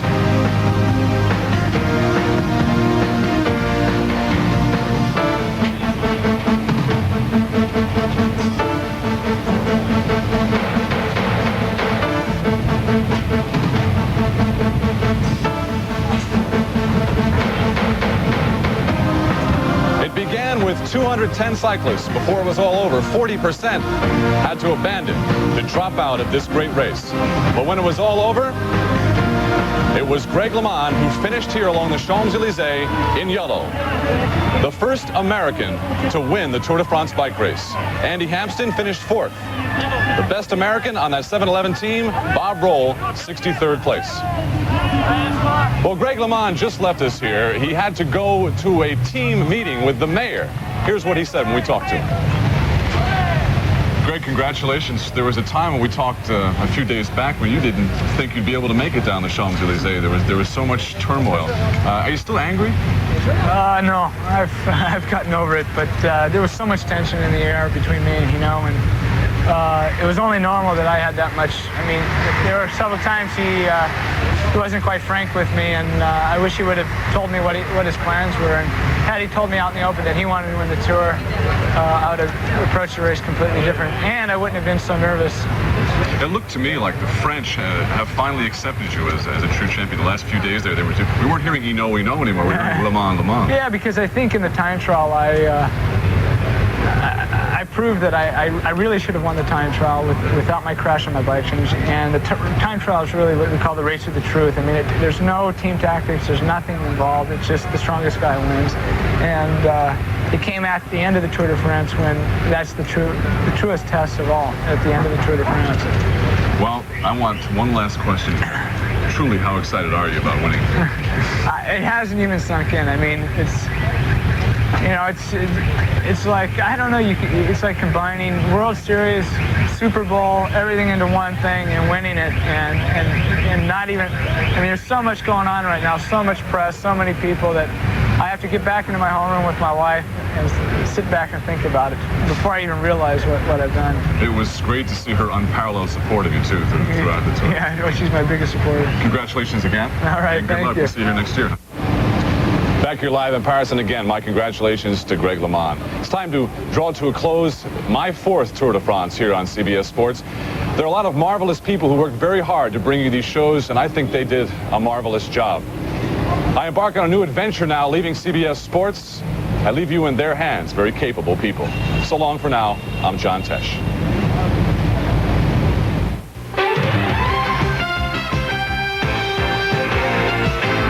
CBS Sports Sunday has been a presentation of CBS Sports.